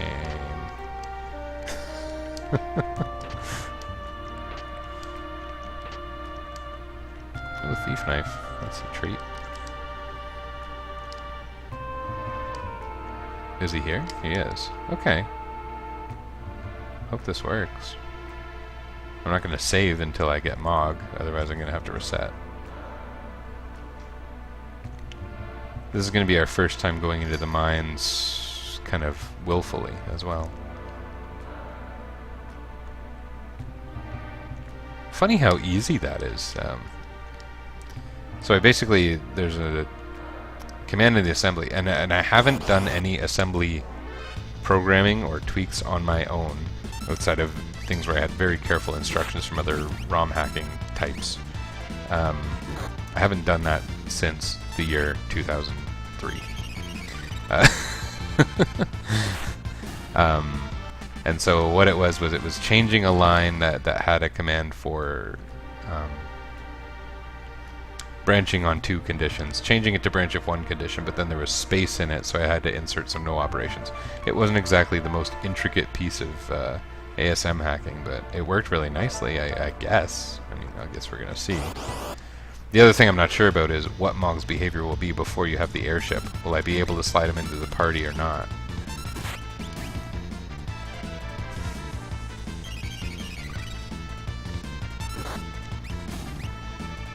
Oops, Edgar's naked.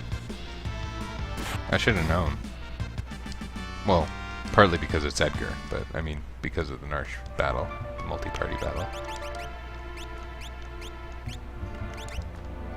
That's funny. Why a mangosh?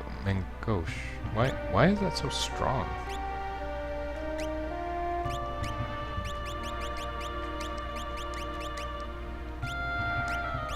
Oh, okay. Oh, I get it. Ish. Mithril vest, eh? Stronger than iron armor. And he's got ninja gear now? Yeah, okay, we're all pretty happy with our equipment, I guess. Oh yeah, you want your thief knife.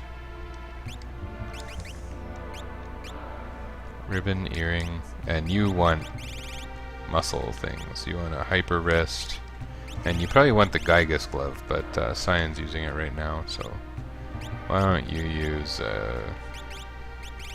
another white cape, because evasion is always happy.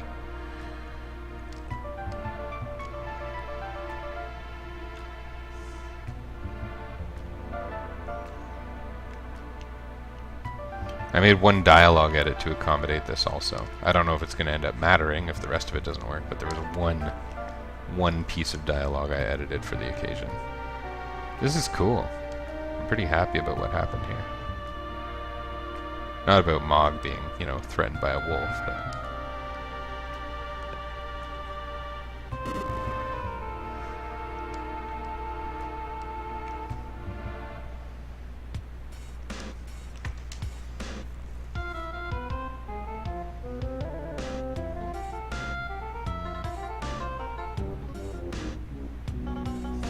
Crazy.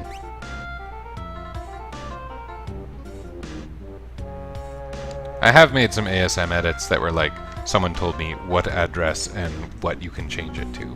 Things like that. Because I lurk on a lot of these hacking sites. Oh yeah? If you won't play by my rules, I'll commit suicide. I watched 13 Reasons Why.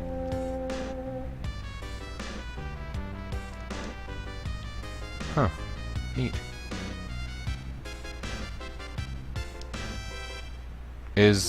Locke's not in my party. Okay. So, presumably he's in the airship.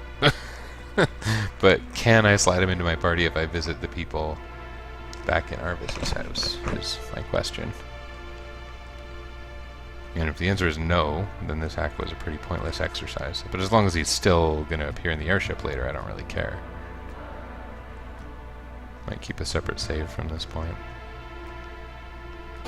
And basically the reason for this, if it weren't clear, is so that I can have a black mage in the party, because there's no black mage right now. The only one who I've had to date is Terra, and she has gone away for professional development reasons.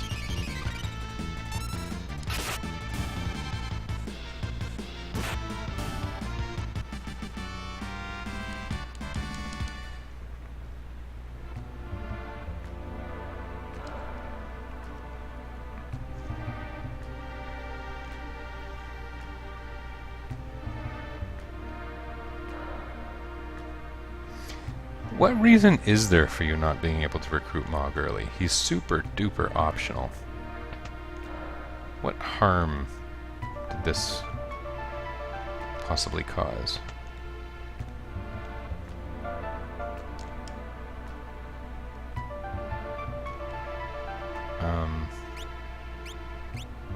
Who did I just have? I had Edgar, I had Sabin, Mog is here, which is super cool. And I had Locke. Someone here had some goodies. Cyan. So I'm gonna take his goodies off.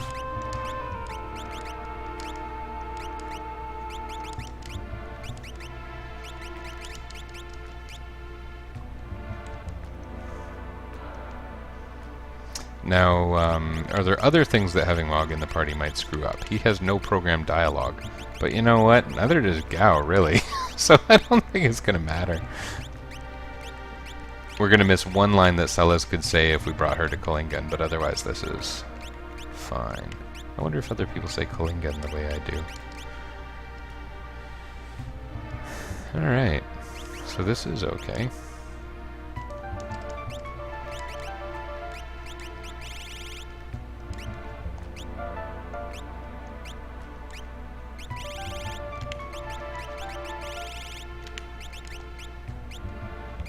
May as well.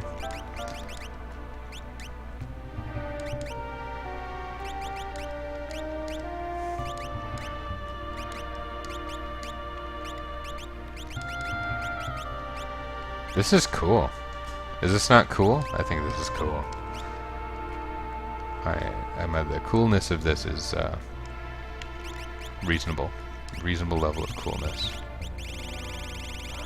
He's got 10% fire from back at the Narshe battle, actually. From the, not the other Narshe battle. The Moogle battle.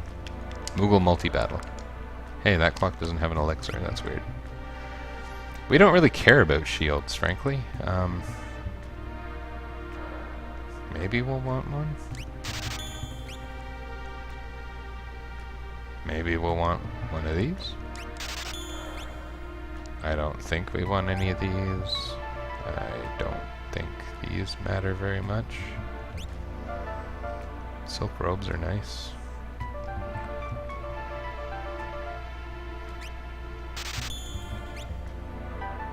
And we have lots of that.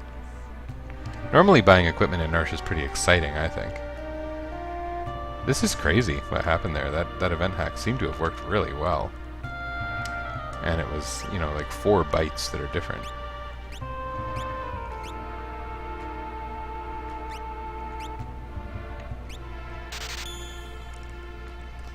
Somebody's here. Do characters still have their special skills? No, they're removed. They are strictly Knights, Thieves, White Mages, and Black Mages. Now, Magic is still in there, Steel is still in there, but they are limited in a way that makes a sort of sense. A sort of sense, not total sense. This is a fairly senseless activity altogether. Oh, that's funny. I think I want him to keep this. Oh, Moonring Blade. That means Locke can go in the back row. Yeah, I'm seeing the script for the first time, frankly. So if you check the last paragraph of what I wrote in the sidebar there, it says this is a custom hack where the Ted Woolsey Uncensored Edition is the base. And this is a fairly popular hack that people seem to like a great deal. I don't know much, it's my first time playing it, but it's basically some script changes made to improve upon the original script. But for the most part, the origins are the same. So certain things are going to stop making sense, like we no longer really care if Realm is an artist. Some of them are going to be funny, like Sabin is still identified in the dialogue as a monk, despite clearly not being a monk, acting very monk-like in battle.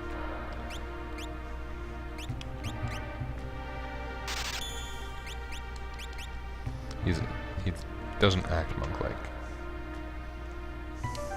He still acts monk-like in other dialogue, like when you meet the hooker in the one town.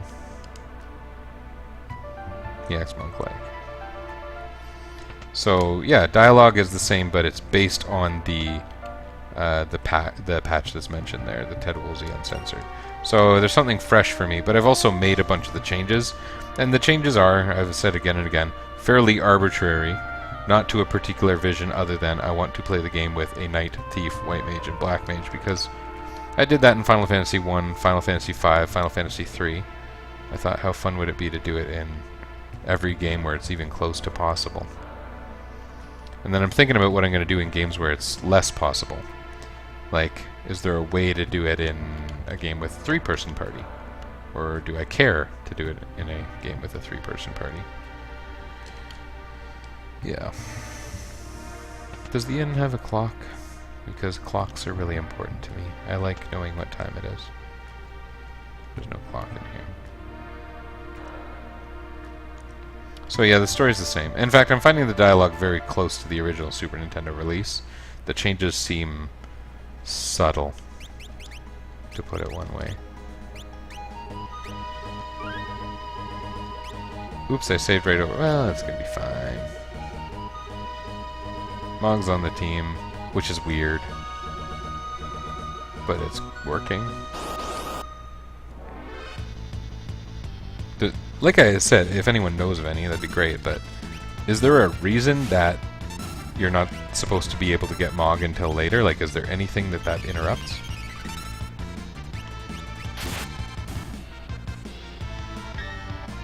Is there anything that could conflict with?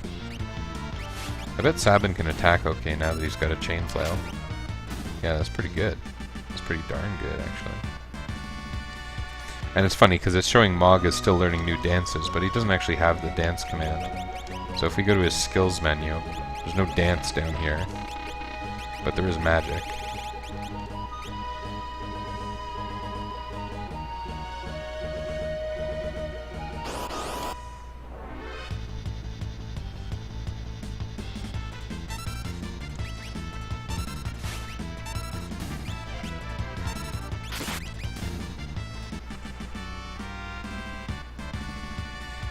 Another new dance, how exciting. Getting Mongo's side quest not even required. Yeah. Yeah, you can get him for the first time in the World of Ruin, so yeah. Have I really been playing for 6 hours? I guess there have been some grindy parts.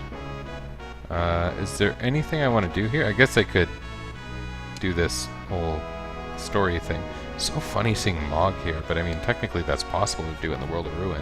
You can do this cutscene at any time in the game when you have access to Edgar and Sabin. But I don't remember what the next step is. It's sleeping, right?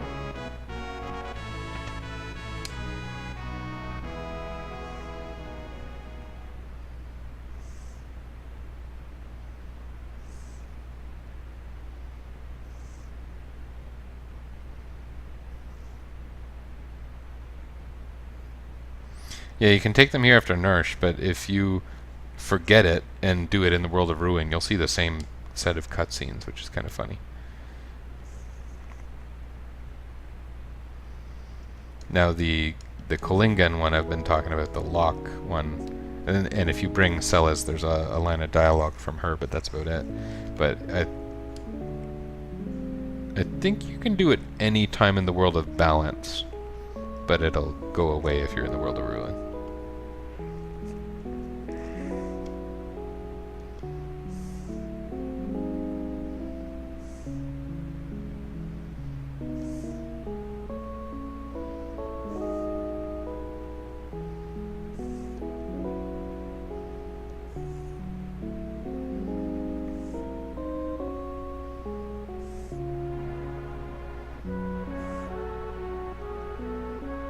His crying, I believe, is different between the Super Nintendo translation and this one.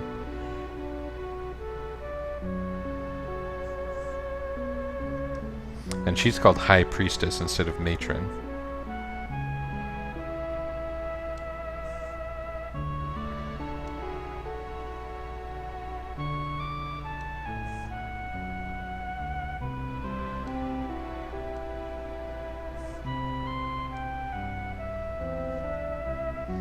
See, that all seems pretty close to the original, to me. I don't know if I'm missing certain subtleties.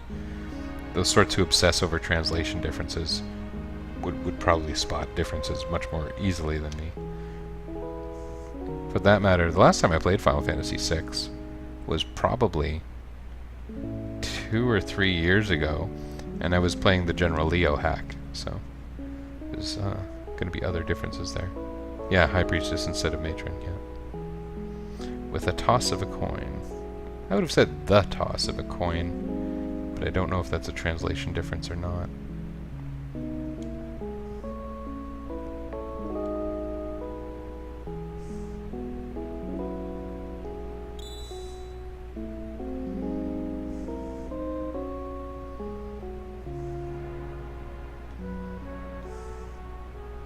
I always like that when you know Edgar is coming from, you can see him behind the curtain there.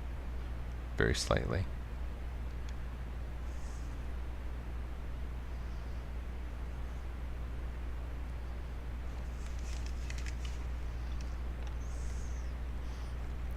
I really liked that interaction. I wonder if that was the same in the original Japanese. I'm curious.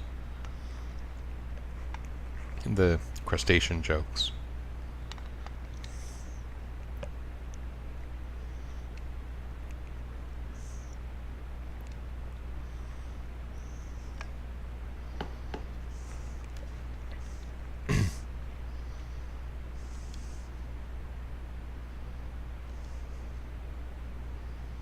They're toasting. No one's had a drink in the whole game.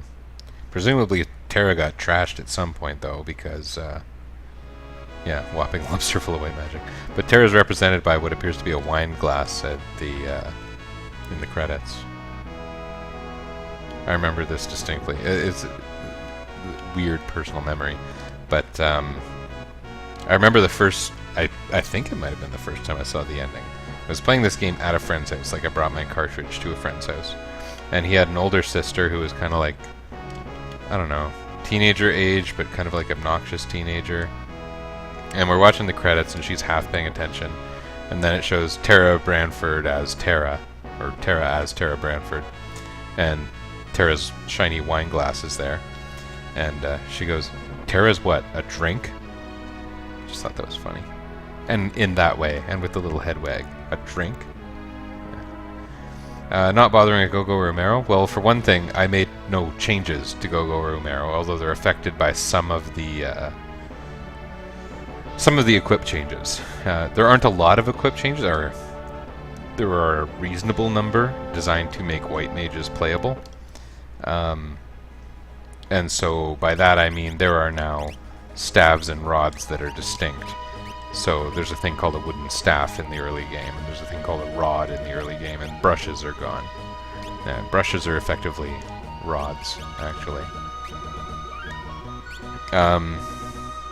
So yeah, there are a couple changes like that. So that affects Gogo. Gogo's, what I did is I made him able to equip stabs and rods. Shadow, I didn't do any kind of hack like that to Shadow. I know other people have done it, so I'm sure it's fairly easily possible. But I didn't. I don't think it matters. I think I've tried using Shadow at this point in the game like once ever, and he ran away and I was pissed off, so I never did it again.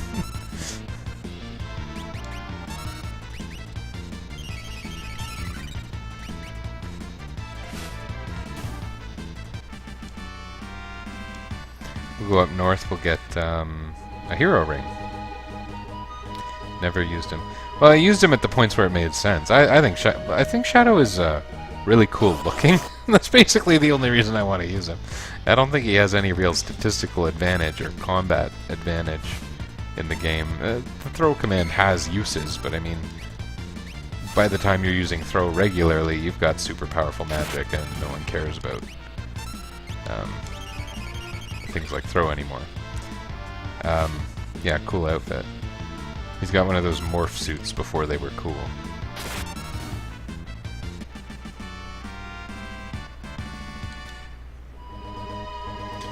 Yeah, I think Shadow looks awesome. That would be my main reason to use him. And I'll be using him later. I mean, well, sort of.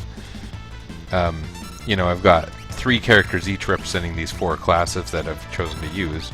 So that means when we get to a part of the game that requires 3 parties, cough cough, I'll probably make 3 legitimate parties.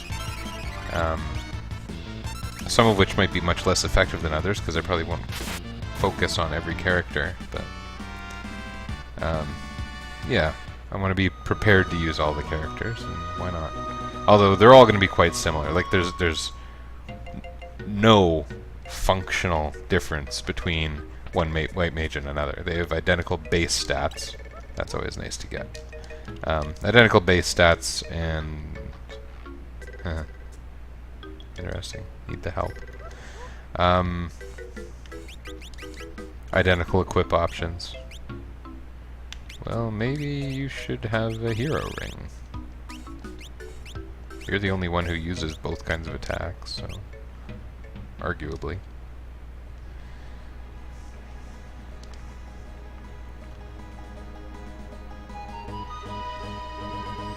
Does Kalinga have anything good? I think it might be where I added in the Mithril Staff as a viable thing. It's not powerful or anything, it's just it's a way for white mages to learn white magic before Espers.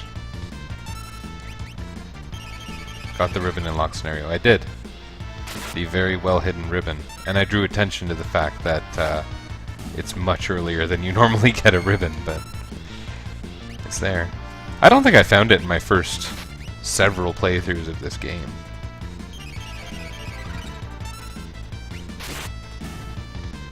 I think eventually I just got too curious about that mysterious stairwell down there, even though there was no obvious path to it. Which is funny, because, you know, when I was new to this game, I was reading the Nintendo Power Final Fantasy III guide. Now that guide was very erroneous. Very, very erroneous. But the maps I recall being pretty good.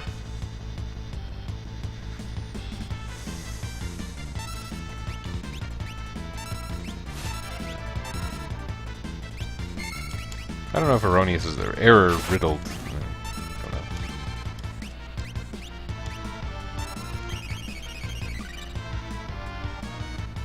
How is steel in this game? Oh, you don't know the game? Because you're asking questions that make me think you know the game. The steel command is not any different than it was in vanilla. And I haven't changed any enemy steels. Now, some items have actually changed, and so some steels will effectively be different, but I didn't go through editing in this hack. The Ted Woolsey Uncensored, I don't think did anything to steel. It wants the game mechanics to be identical, although it did put in a couple bug fixes. They're the prominent bug fixes, the ones everyone knows about, like the evade bug and Vanish Doom. Now, I didn't add any changes to steel, including how it works, or yeah, all white mages get prey. And prey, I can tell you what prey is. Oh, twist headband. Pray is Bannon's health command, but it doesn't call the Cura spell. All thieves get flee, all thieves get steal, all knights have nothing, but all knight exclusive equipment gives you the true knight property, the cover command. And all knight exclusive weapons give you the two-hand option, because I'm thinking Final Fantasy V, it's a knight skill. Anything we need here? Is holy water handy at all? Not for a long time, but...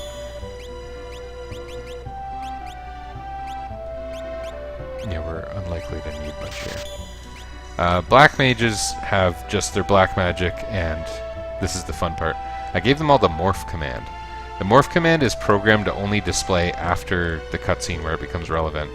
I really have no idea how it's going to behave, for example, when, say, Mog uses morph. I don't know if he's going to turn into like a kind of sexy pink lady. So if it's too stupid, I probably won't use it. But the black mages do in fact have a morph command, and it's meant to fill the role of focus, which was a black mage ability. There's the boast ability in Final Fantasy IV, focus in 9, focus in 10, and these are ways, and morph in 6, ways that black mages increase their own magic power. So I wanted something like that in there. So I gave them all morph, and we'll just see, maybe it won't work. That was a funny script thing, because there's a part there where it's as if Locke trails off, and I thought it might be different, but it's the same. It's worth a fortune. I don't know if that's close to vanilla or not. So, yeah, knights have no commands. They have fight an item. The gray spells, now here's the thing. I whipped out a spreadsheet. I took every spell in this game, and I took every numbered Final Fantasy game. And I categorized them under, were they white, were they black, were they other, or did they not exist? And so for most spells, it's pretty obvious whether they're black or white magic. But for some of them, in the series, sometimes they are black and sometimes they are white. And so one that was a little bit contentious was Confusion, for example, the confuse spell, Muddle. Like in Final Fantasy I, that's a black magic, but in the majority of the games, it is a white magic. I think I left it in as a white magic. One that's even more iffy is Slow. Slow is very often a black magic, and very often a white magic. So I left that one as gray, and the white mages and black mages are going to end up with access to it. In a small number of cases, that ends up being the case. One that's kind of funny, it's not going to matter until endgame, and even then I never used the damn spell, is Whirlwind, W-Wind, Tornado, whatever you want to call it. Because there are some games where the white mages have a selection of wind spells, like in Final Fantasy III, for example. Some other ones too. I didn't make that up randomly. So Tornado is a bit of a funny one, but it's something that white and black mages will have access to. I didn't pay enough attention during that cutscene to see how different it was. I liked that cutscene, but I was talking the whole time. Sorry if I ruined it for anyone else.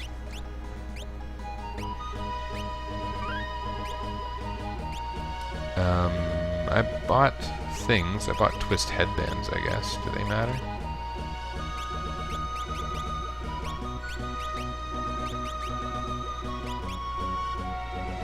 A slight stat penalty for some big stat bonuses. I don't know about that. Oh, we got a green beret. But you guys don't use green berets. Green berets are only for the elite.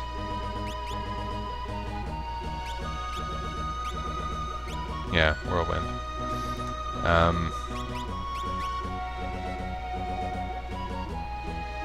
I don't know what you mean by sorry there. Oh, about me skipping things? I don't care. Yeah, no, I never really found a good use for Whirlwind. And I drew attention to it once before, but there's a pretty funny FAQ somewhere on the internet that is exclusively about uses for the Whirlwind spell. Or W-Wind. I like to think it's Whirlwind. I don't know what else it would be.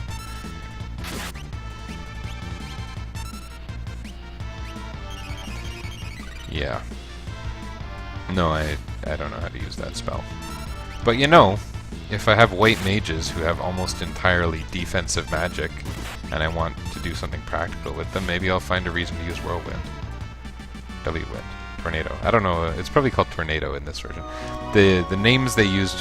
What I notice with this Ted Woolsey Uncensored hack is items, spells, and enemies are the things that are closest to the Game Boy Advance version now. A lot of other things are unchanged. Like dialogue. The dialogue has changes, but they are few and fairly subtle. Well, they're few in the scope of the whole game's dialogue. I'm not trying to say that they didn't do a lot of hack. They definitely did. Those guys, I think, have a really nasty HP draining attack. Oh, you know what? I never finished even telling you about the Pray command. The Pray command calls... it's really funny. It animates like Cura, but it's not a Cura spell. It's much weaker. In fact, it's much weaker than the Cure spell. Oh, the raid attack. I'm thinking of something later in the game. It's where the regular Cure spell has 10 power, and it can be single targeted. My Pray command only has 6, and it's forced multi-targeting. So it's free healing, but way weaker. And in vanilla, it calls Cure 2. So it's considerably stronger. The Pray command, as I have assigned it to characters, is actually a pretty weak heal. It'll scale somewhat. Right now, it's quite handy. I mean, I don't mind using it every turn. It's a lot better than having those characters attack for the most part.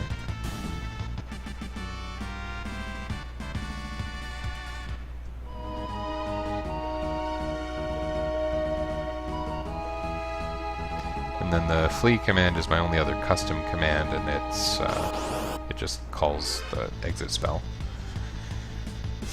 Which there's one place in the game where I've noticed that can cause some funny behavior. I don't know if I'm going to release this hack in any... I don't know if anyone cares, for one thing. But that's a problem I don't expect to be able to solve, is if you use the Flee command during the 10 Moogle battle, it just screws up the game. Because those are runnable encounters in a place where you're blocked by running through some other kind of hard coding or something. Yeah, Bannon. Bannon has the Pray command. In the original translation, it was called Health. They probably just wanted to avoid the use of the word Pray for Nintendo reasons.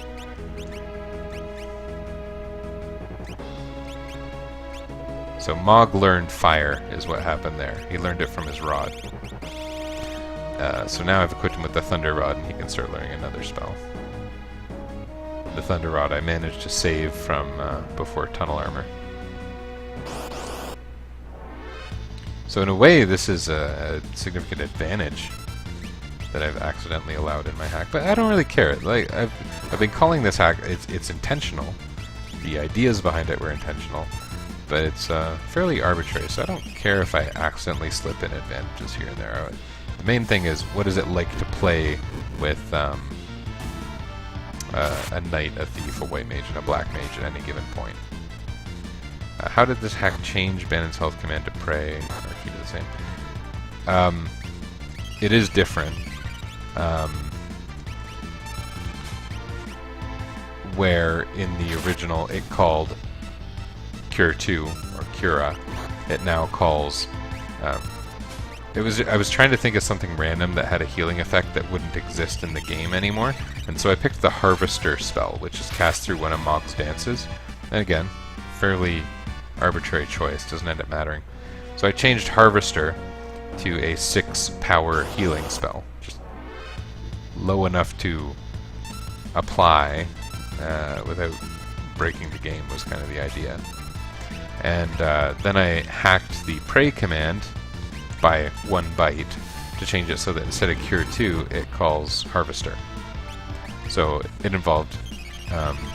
oh, does Bannon... No, it's kind of funny. So because I only ever want 1 knight, 1 thief, 1 black mage, 1 white mage, and I'm being pretty particular about that, your first 4-person party in the game happens to be Terra, Locke, Edgar, Sabin. So I kind of knew somehow I had to make that party be a black mage, a white mage, a thief, and a knight. And I think I found fairly natural fits. I mean, Sabin's a little more magey than he used to be. But then Locke leaves and Bannon joins. So Bannon is now a thief. But I never have to use him again, because we're done Narshe.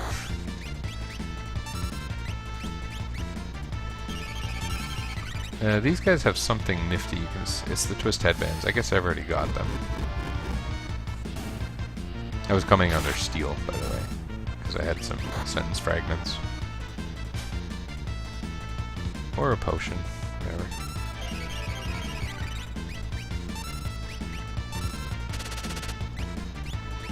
Oh, I already stole from that guy. Whatever. Yeah, Bannon the Thief. I don't know. Oh, I've also... Ooh. Huh. For the most part, the level averaging is set really low. So characters rejoin at the party level -3. I set Bannon's to be regular. I didn't want Bannon to be, like, super weak, because he has that thing where when he dies, your whole party loses during the time he's in the party.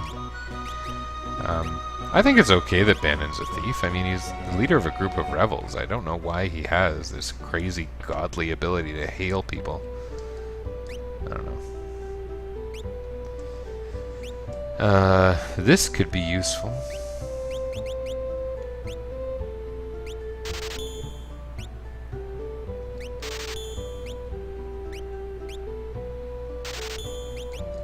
That was a lot of money I just spent. Maybe I shouldn't have done that.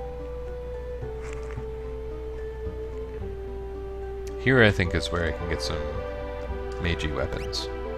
So those two are now useless. No one will ever be able to use those, or those first three. Mithril Rod, Mithril Staff.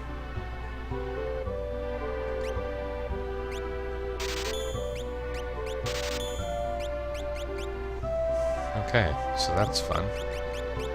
We'll give Sabin a Mithril Staff, because I think it teaches Antidote.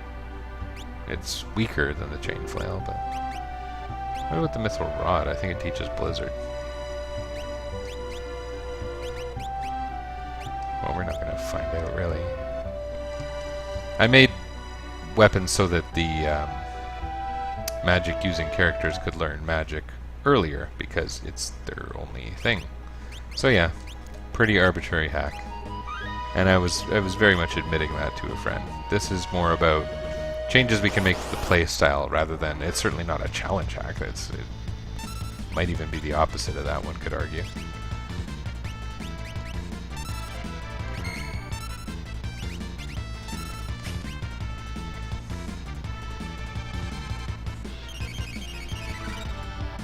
Oh yeah, this guy's got pretty hurt by that stone command. I wasn't paying attention whether my steel succeeded.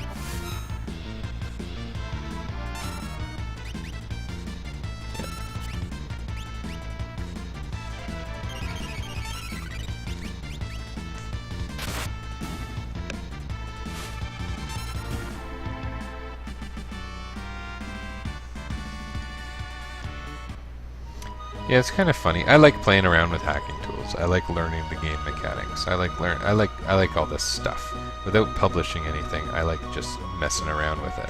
And I've planned a number of hacks without ever publishing a thing, including this fun hack of Mega Man 1, where I had all these ideas about it being a Mega Man hack, where, you know, you would pick your 6-person party from Mega Man, Bass, Proto Man, Roll, Duo, and the 6th character was fairly arbitrarily Crash Man. And I like these things. I made sprites, I made the weapons, and then I kind of petered out. Is there anything I'm supposed to do in Jidoor, by the way? I kind of wasn't paying that much attention. Are there useful relics here? There's not really anything I want at the auction house yet. No, I think this is fine. Okay, let's just go to Zozo, I guess. I think what I thought I was going to do was do a couple battles to earn magic points to learn spells from my new mithril equips. Let's see that that's happening. So Sabin's learning Poisana. and Mog is learning Blizzard. So that's cool. Literally. Anyway, making a Final Fantasy VI hack, or changing some things in Final Fantasy VI, is fairly easy with the tools that are widely available. Now, I did a few things that those tools can't do, but fairly easy. But what really impressed me was, at the same time I was working on this, I was also, because I went ahead and I asked everyone, I say everyone, I don't really have an audience, but I asked the people who might be paying attention to me on Twitter, would you rather see Final Fantasy VI next, or would you rather see Final Fantasy Tactics next? And I have Final Fantasy Tactics completely ready to go in the style of this game. The only hack necessary was changing the initial party. And yeah, really that's it. So that basically you only get access to 4 characters at the beginning, and Thief and Knight and White Mage and Black Mage are unlocked for those characters. Not even unlocked, they're assigned. It's really impressive to me how easy it is to hack Final Fantasy Tactics. Like, there's a good hacking community and the tools are really good, but for some reason I thought applying a hack to a CD image would be a really hard thing to do, but it is not. That was actually a pretty fun activity.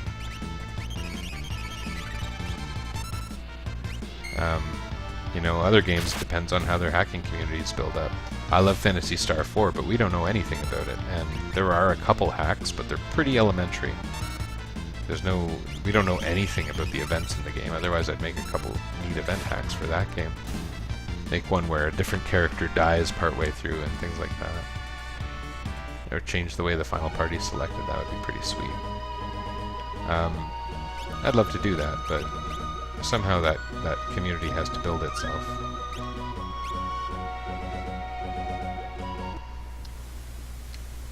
I have to admit the pray command, and maybe because it's the early game, it kind of trivializes a lot of things.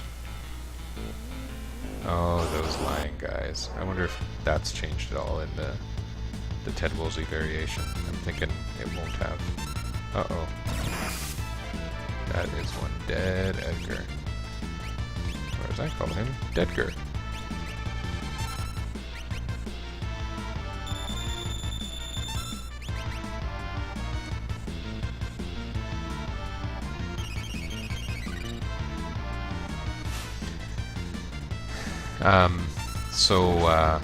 Oh man, it just keeps on happening.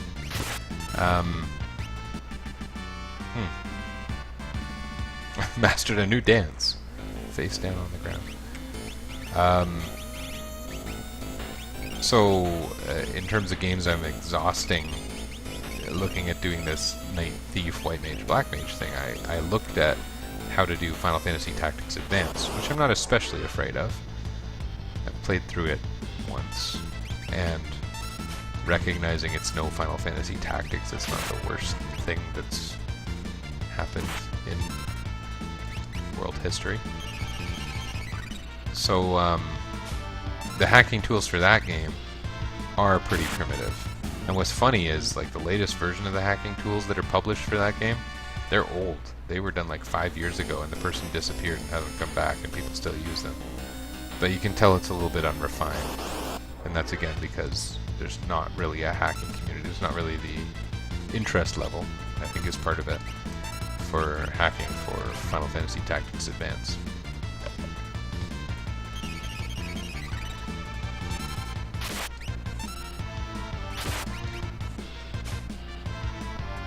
Silver specs. Oh, interesting. I forgot about that.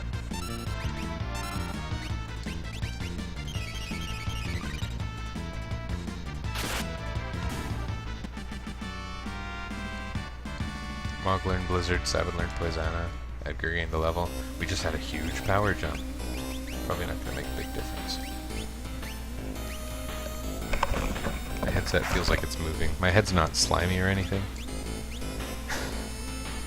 I feel like I have a lot of these disclaimers when I stream. I think that's all you come in this building for. It's not a very useful building.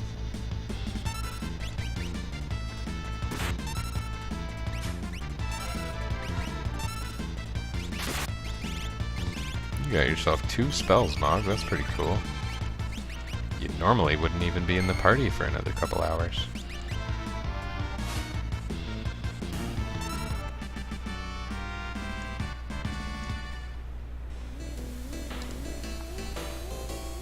I think one of the things I'm happiest about so far is that the mob thing worked. We'll see if it causes any damage later, but I don't think it will.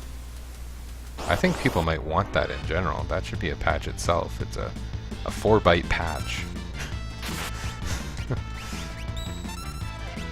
But it's cool.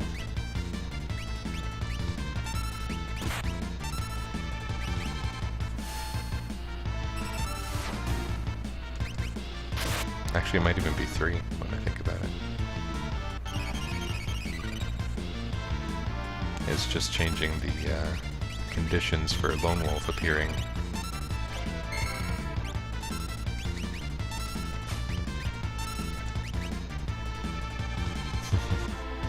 I like when that happens because you get that money back at the end of the combat anyway.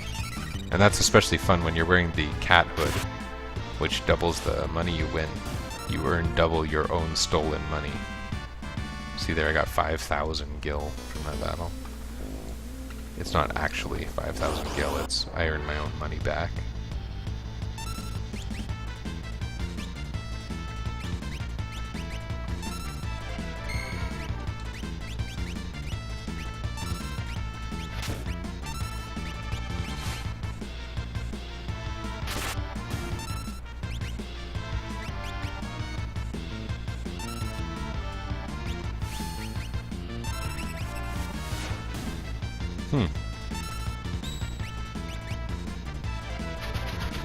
A gold wrench. I don't feel like I would want to throw a gold wrench at someone. Seems like it would be a waste of a lot of gold.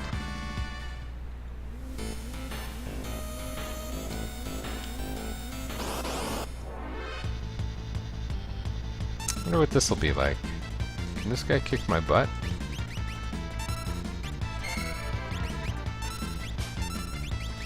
I mean, I have a lot of HP. I'm kind of over-leveled for this part of the game.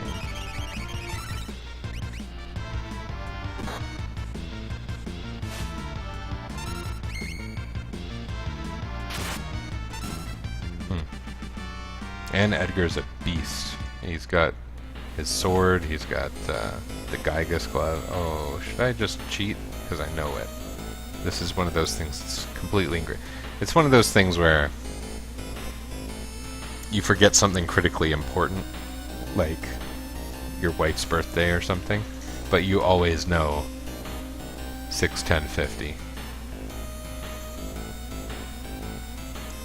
So maybe on my wife's birthday I'll make note of this.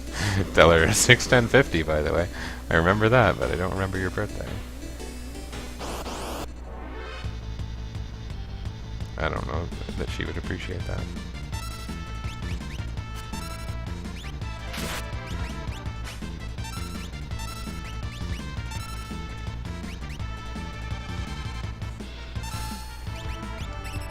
I want to get rid of the Slam Dancer or Veil Dancer because she has that crazy magic that can single target someone and kill them from full health.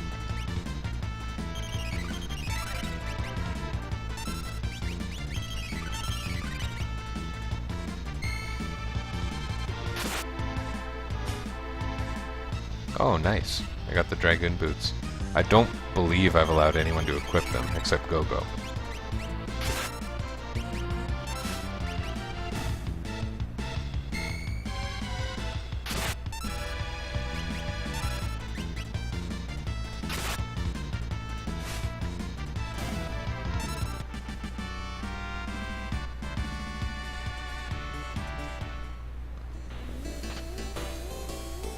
I got the chainsaw. Now I can show it to my friends. Because that's all it's good for. Because Edgar is not an engineer or machinist. He is a knight.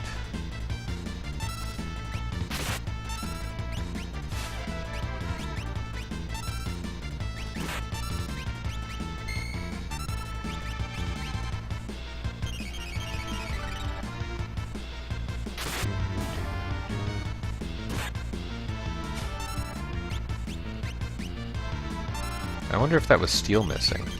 Would be something I don't remember seeing before.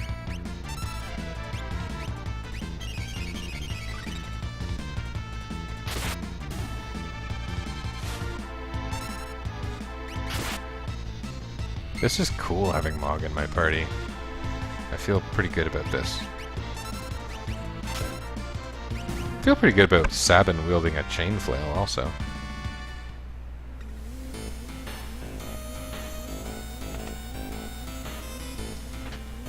Useless. You received useless.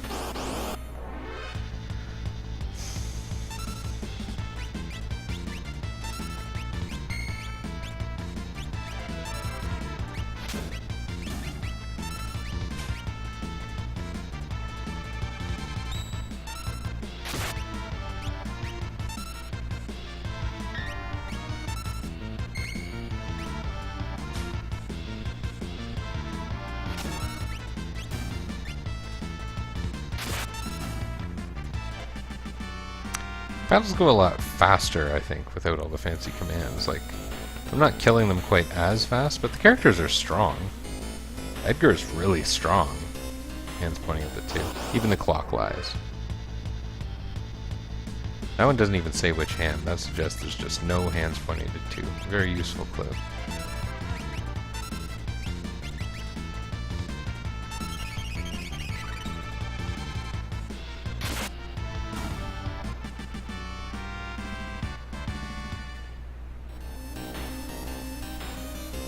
I don't know, I should say this, and I don't want to make myself sound like a lame-o, but I was fairly young when this game came out, and I played it fairly soon after release.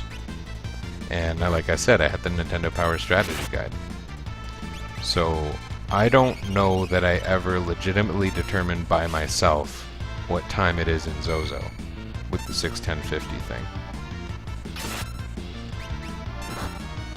I figured out my wife's birthday fairly early in our relationship, and I don't think I'm going to forget my wife's birthday. I could see myself forgetting an anniversary. Probably not her birthday.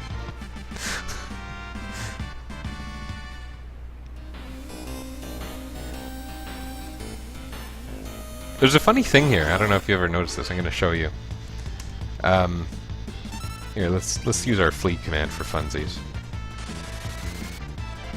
There's a thing you never notice, and that is when you walk behind this building, it's a series of interesting tile edits that allow you to walk behind it. And it only works because there's no walkable space behind this building. But there's one of these things where you automatically walk the rest of the way. Maybe I'm wrong. I wanted to show it off. It's just kind of cool. It's one of those things where it's a subtlety in the game design that you're meant to not notice, and you'd kind of never notice, but okay, I seem to be making shit up. But yeah, the reason that this walk behind the building thing even works is because those tiles are unwalkable in the foreground, and it's designed for you to not really notice it. But yeah, the cool part that I thought was there is not there, so I'm tripping, is what we've learned. I like that I'm getting some Dragoon boots. Those can be sold for a lot. Now, I don't think I'm going to need the money, but...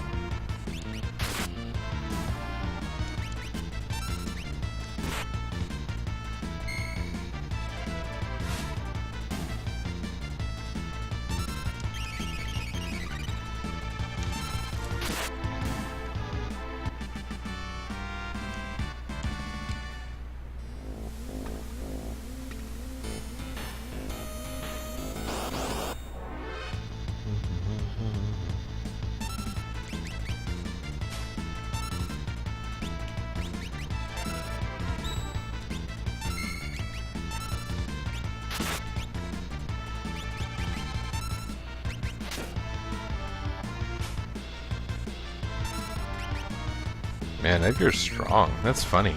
I feel like it's not uncommon that I would use a Hyper Wrist and a Gygas Glove on a strong character, but I don't feel like I normally see that kind of damage at this point in the game, except from certain blitzes. And possibly sword tags.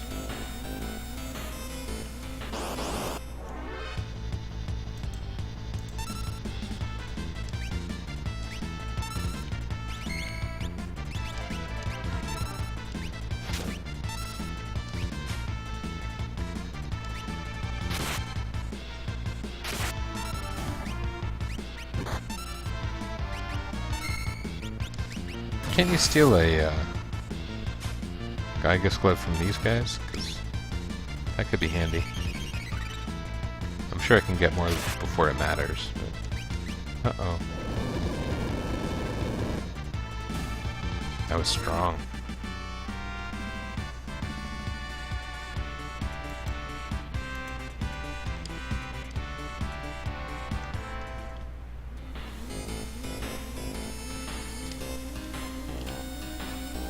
I wonder what we're in line for. Lies? Come and get your lies?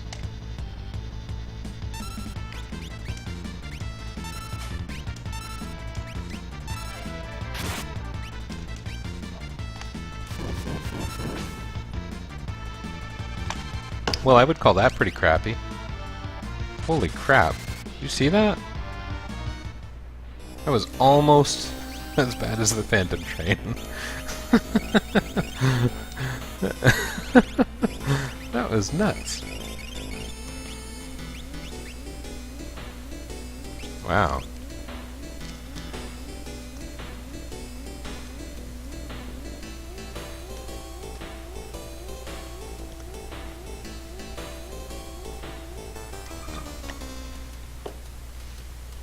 That was good fun. Hey, if I go back this way, is there anything I can get to? Is that where you get the flame knuckle or whatever it is?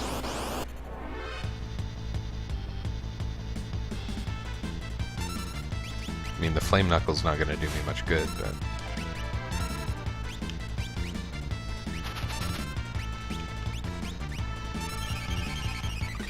Don't need to worry about the chainsaw. I got the chainsaw. I don't know why, but I did.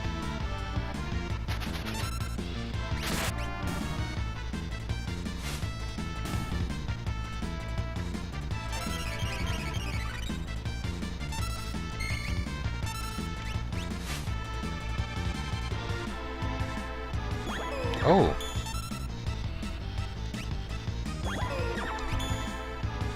That's very strange what just happened there. I don't think I've ever seen that before.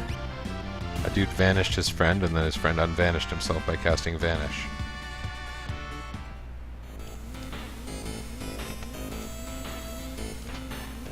Brigand Glove.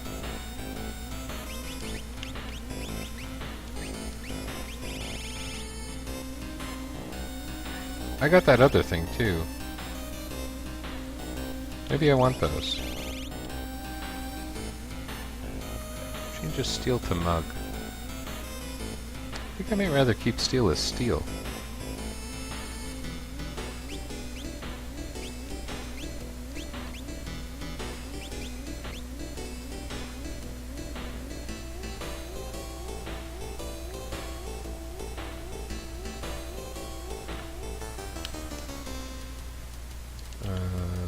Yeah.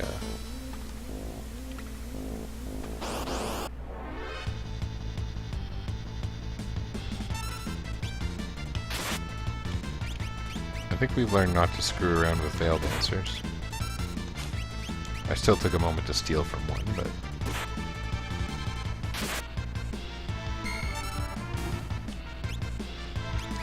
I don't mind stealing from the Harvesters. They got expensive goods. If you want to earn money in the first half of the game, frankly, it's a pretty good place to do it.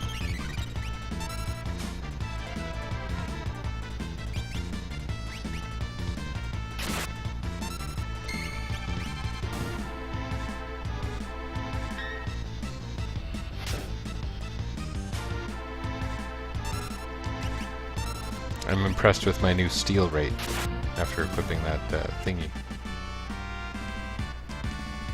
Thingy that used to be called a sneak ring. What's it called now? Thief Bracer. Interesting.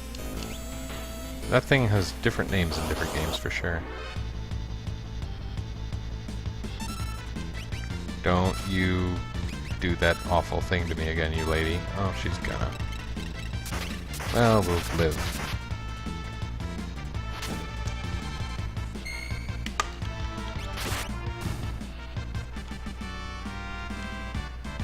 Mogler and Thundara. That's fun. I think Thunder Rod is still his best weapon, so I'll just leave that on.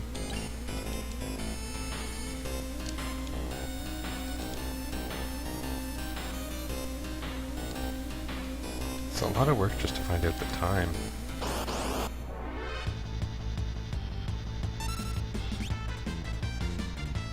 I have a preemptive.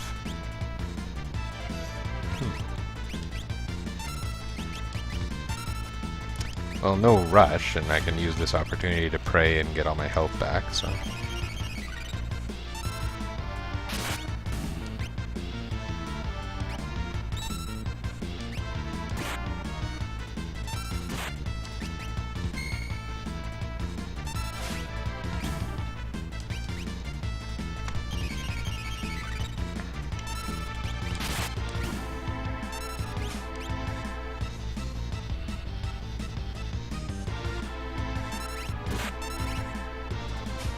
Oops, I already stole from him. Whoopsie doodle.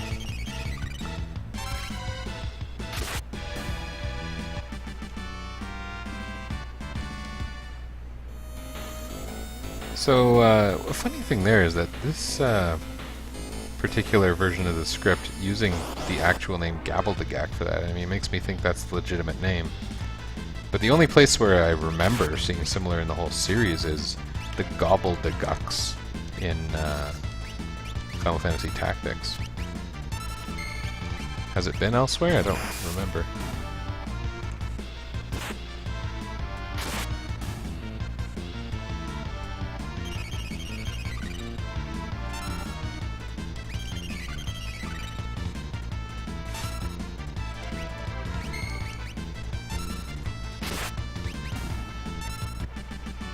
I feel like the battle with Dataluma up here is going to be fairly trivial.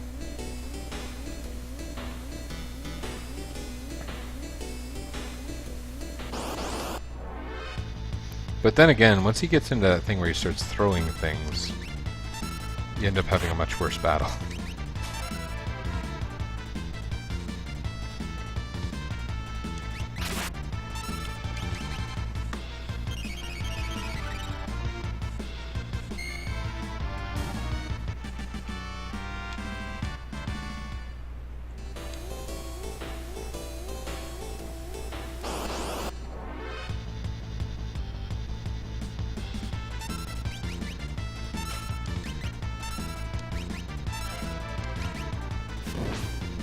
Oof. That's actually the sound it makes. Woof.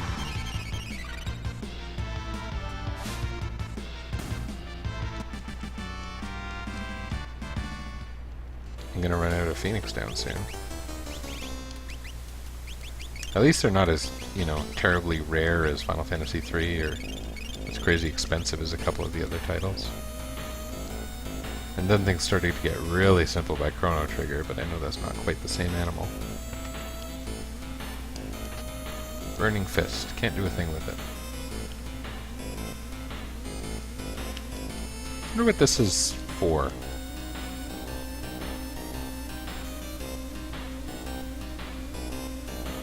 I like that.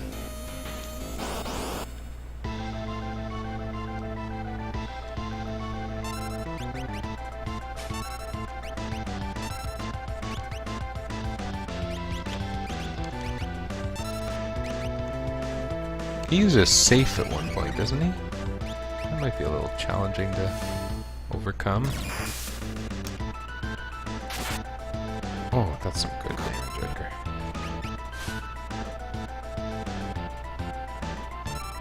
I think I might save Mog's Thundara and anything else for after the battle gets hard, basically. Or maybe it won't, because I think that we're already through like more than half of his hit points. And especially if Mog gets one of his procs of Thundara. Oh, there's a Protect. So Mog's next turn I'm going to whip out a Thundara, but I think he'll be dead before Mog's next turn. I don't know why, but my party's creaming him. I mean, we're a little strong. We're over-leveled by a fair bit.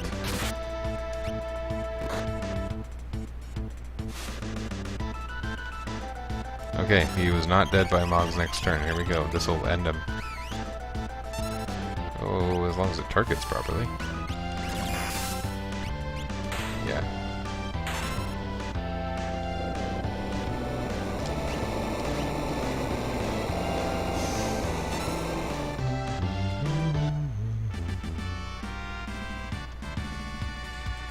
Always nice getting a bonus thief knife.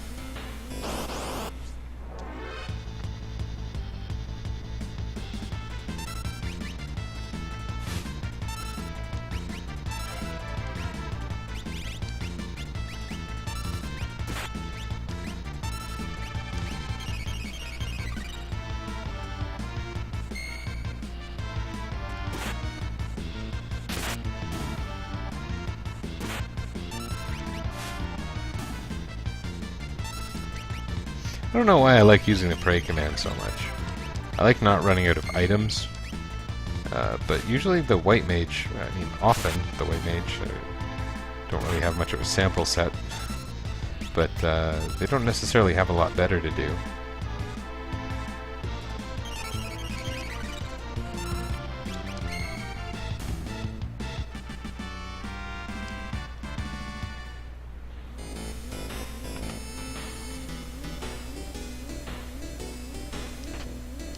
That's nice to have. That's okay to have. And here's my friend Terra. She says, I know you, and you, and you, and I've never met you.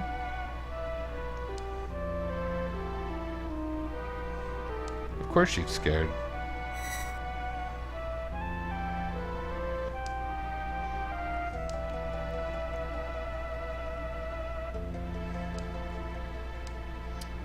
Terra, how odd. That's never explained, like whether the Espers have a different name for her or not. That's sort of what's suggested by that line, to me, at least. And that line was the same in the original. I'm not sure if that's the same or not. The point was made, though.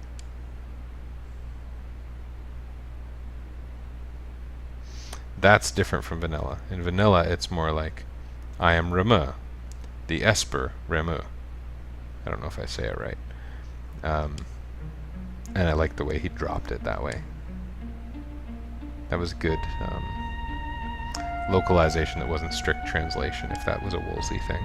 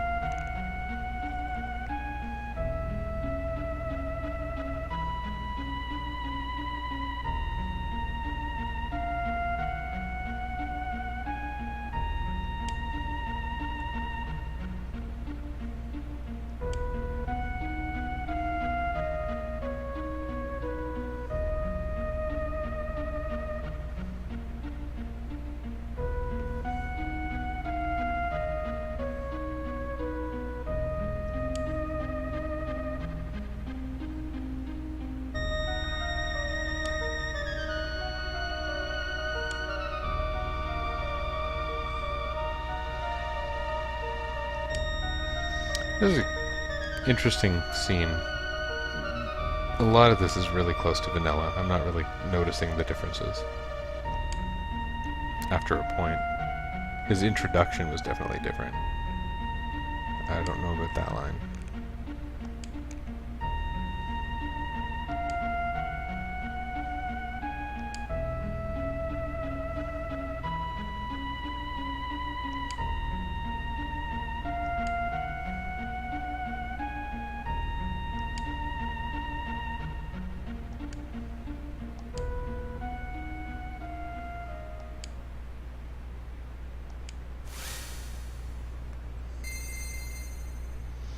Yeah, I still don't love the lack of space after the ellipses, the dot dot dot.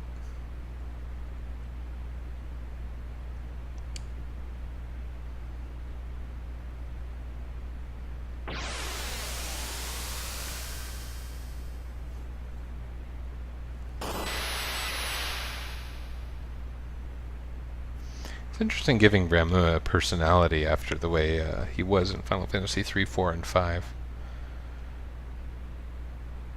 In 5, Ifrit had a bit of a personality. Ramu, not so much. 3, definitely not. 4, definitely not. But with this, he became a character. And then, you know what? None of them were again in 7.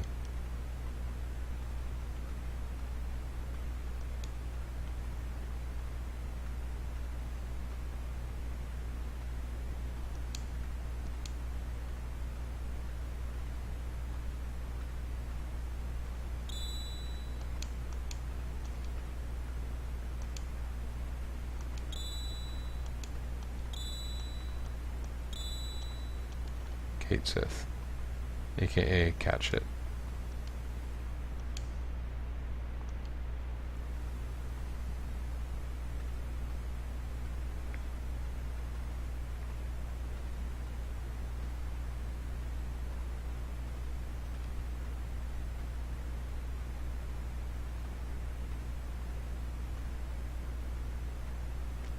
You're gonna notice Mog doesn't appear during this scene, but I think he'll appear at my party selection.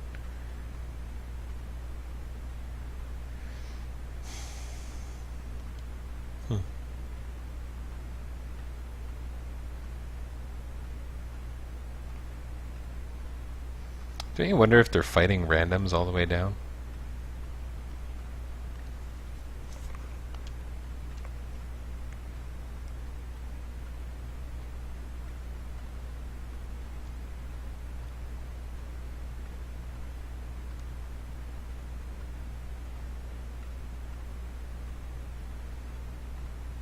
Okay.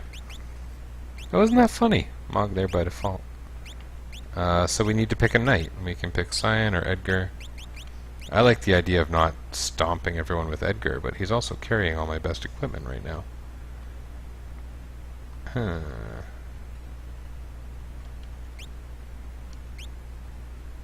So I think what we're gonna do is take Edgar, and maybe we'll do a side trip to Narshe for the express purpose of swapping out the equipment.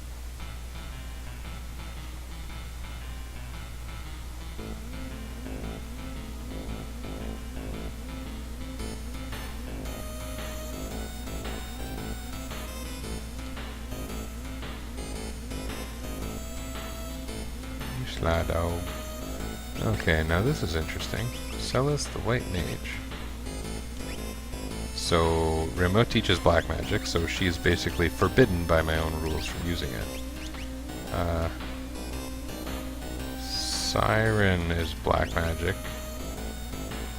Kate Sith is white magic, but it's not displaying the way I wanted. I wanted the things that I was designating as white to show up with a white dot, but for some reason that hasn't stuck. I'll see about still fixing that. But that is white magic. And Kieran is also white magic, but it takes longer. So here, you use Kate Sith.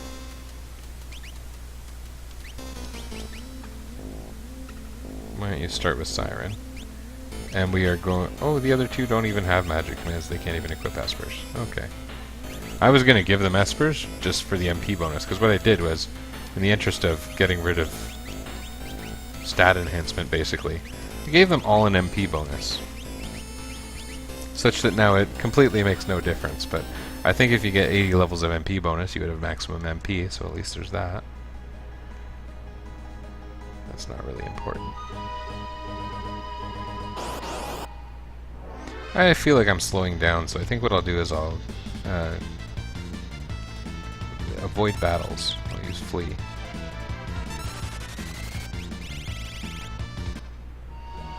I might also grab a Chocobo, because why not? And my plan is to strip Edgar, and Sabin.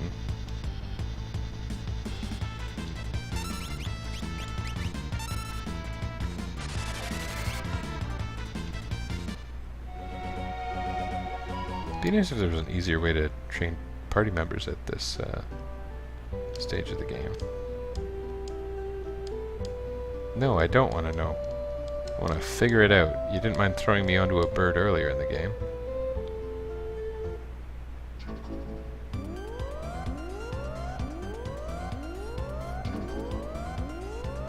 This is fun. There's very little reason to ride a chocobo in this game. They never force the issue. It is a little bit forced in Final Fantasy 4 and 5. And 7. Certainly in 7. Not at all in 8. 9, it's the huge game-arcing minigame.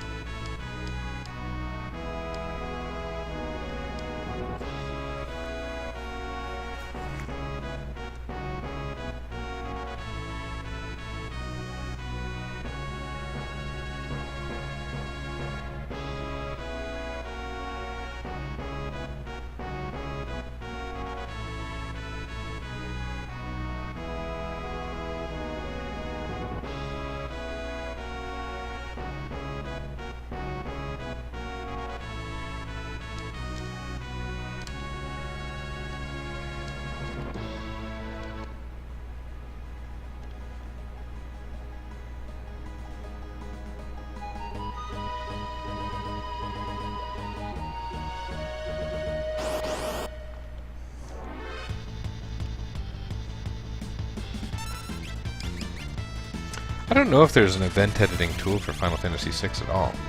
I feel like I would have seen it. I mean, they've seen some complex event editing when you think about the General Leo hack. I don't know, is the guy who makes that really well versed in the ASM stuff? Because the event editor that's available for Final Fantasy IV in FF Forkster is pretty sweet. You get a pretty good sense of what you're doing. You could make any changes you want fairly easily. And a while ago, a couple years ago, I did play the Final Fantasy IV Galbez edition, and that was great fun. And I think it's had some positive changes since then also.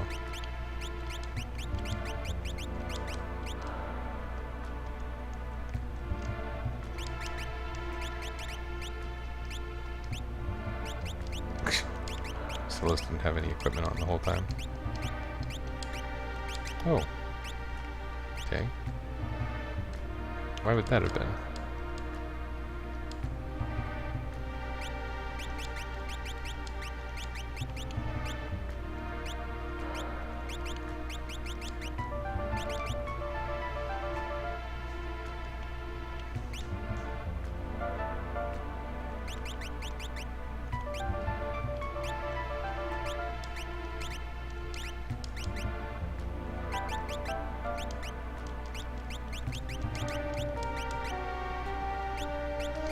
The chain flail seems to be stronger than the rune edge, but with the nature of the two-handed bonus, it's not better.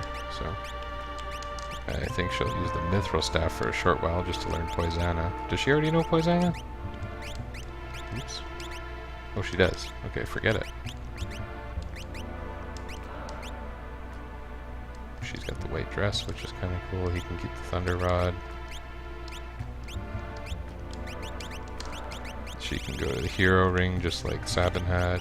I like the idea of keeping a ribbon on my white mage. And you're going to be every bit as offensive as Edgar. Because why not? I think this is pretty slick.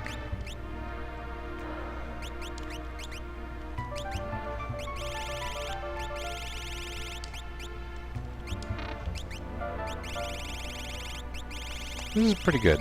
I'm happy with this. Okay. There's our team for the entire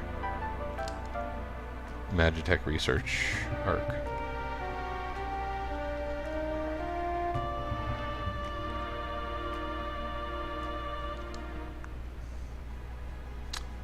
Alright.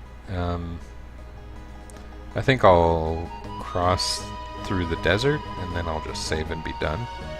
We'll have a little walk to Jador when we start up next time. It's a good time to be done. It's almost precisely midnight my time. And I am going to have to wake up and be a parent in the morning eventually. So.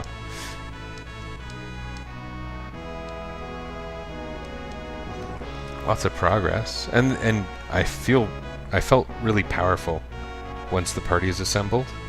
I think that this is interesting. The four very distinctive characters, they do distinctive things, but they do them well. And I'm a little surprised, especially at the knight. I mean, I guess eventually the knight's going to fall behind as a damage dealer, but Edgar and Cyan have actually been pretty awesome.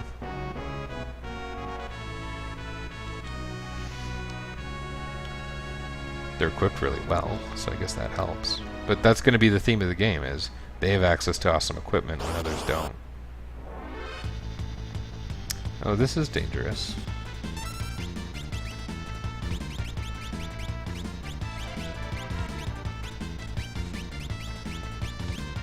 Oh, I thought I would have a Revivify. Can I get some Revivify? Did I skip right over them? Oh, sure, I bought some. Oh, they're called Holy Water now, that's why.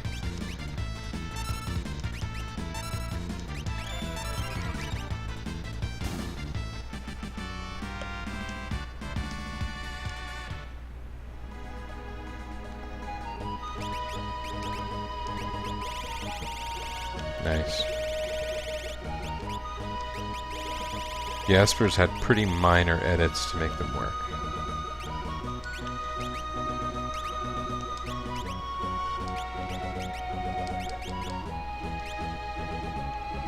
Cool. Is there a chocobo place around here?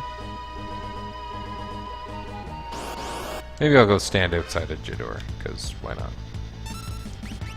I'm enjoying this. Maybe I shouldn't even stop now. But I think this is a pretty natural stopping point. Next time we'll get to watch the opera and everything. It'll be fun. Oh, that's funny.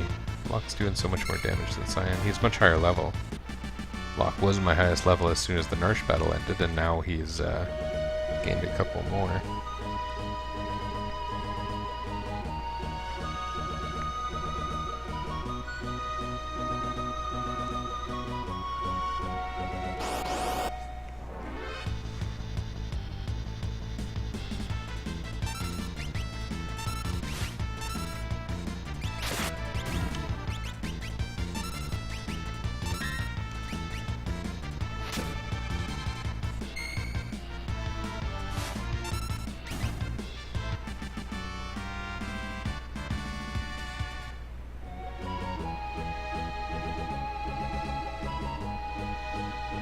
Is that a chocobo forest?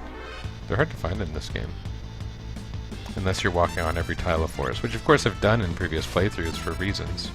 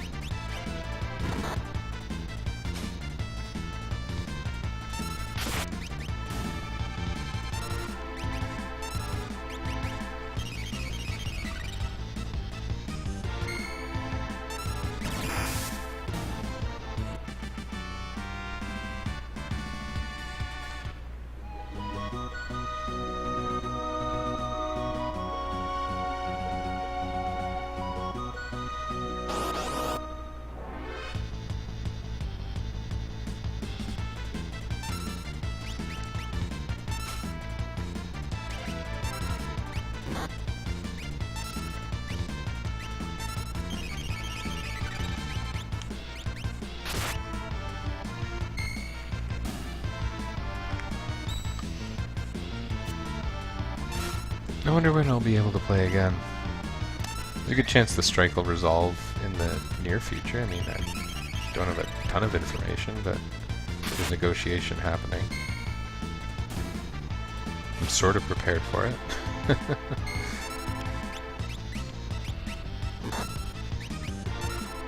I'd be happy to be back to work, but it's been nice being able to do things like that. Then again, I've probably been playing less than normal. I mean, I'm waking up with kids every day, and that's a headache. The weekend hockey, the early hockey that we've been having lately, that doesn't help.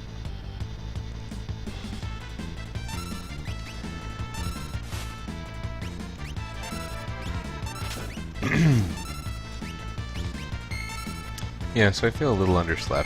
Should probably go fix that.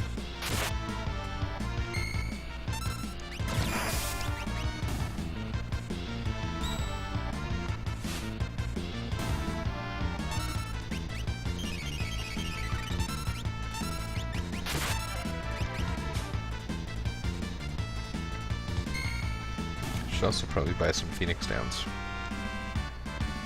Mog learned sleep. That's cool.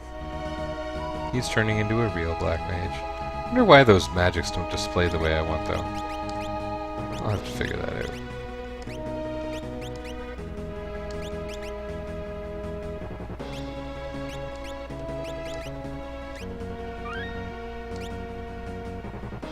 Pretty cool. I'm pretty happy with a few things that happen. Game's going well. Tunnel armor went well.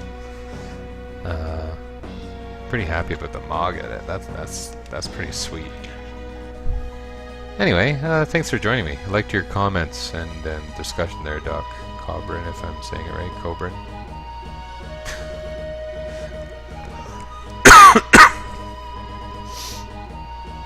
Yeah, it was good.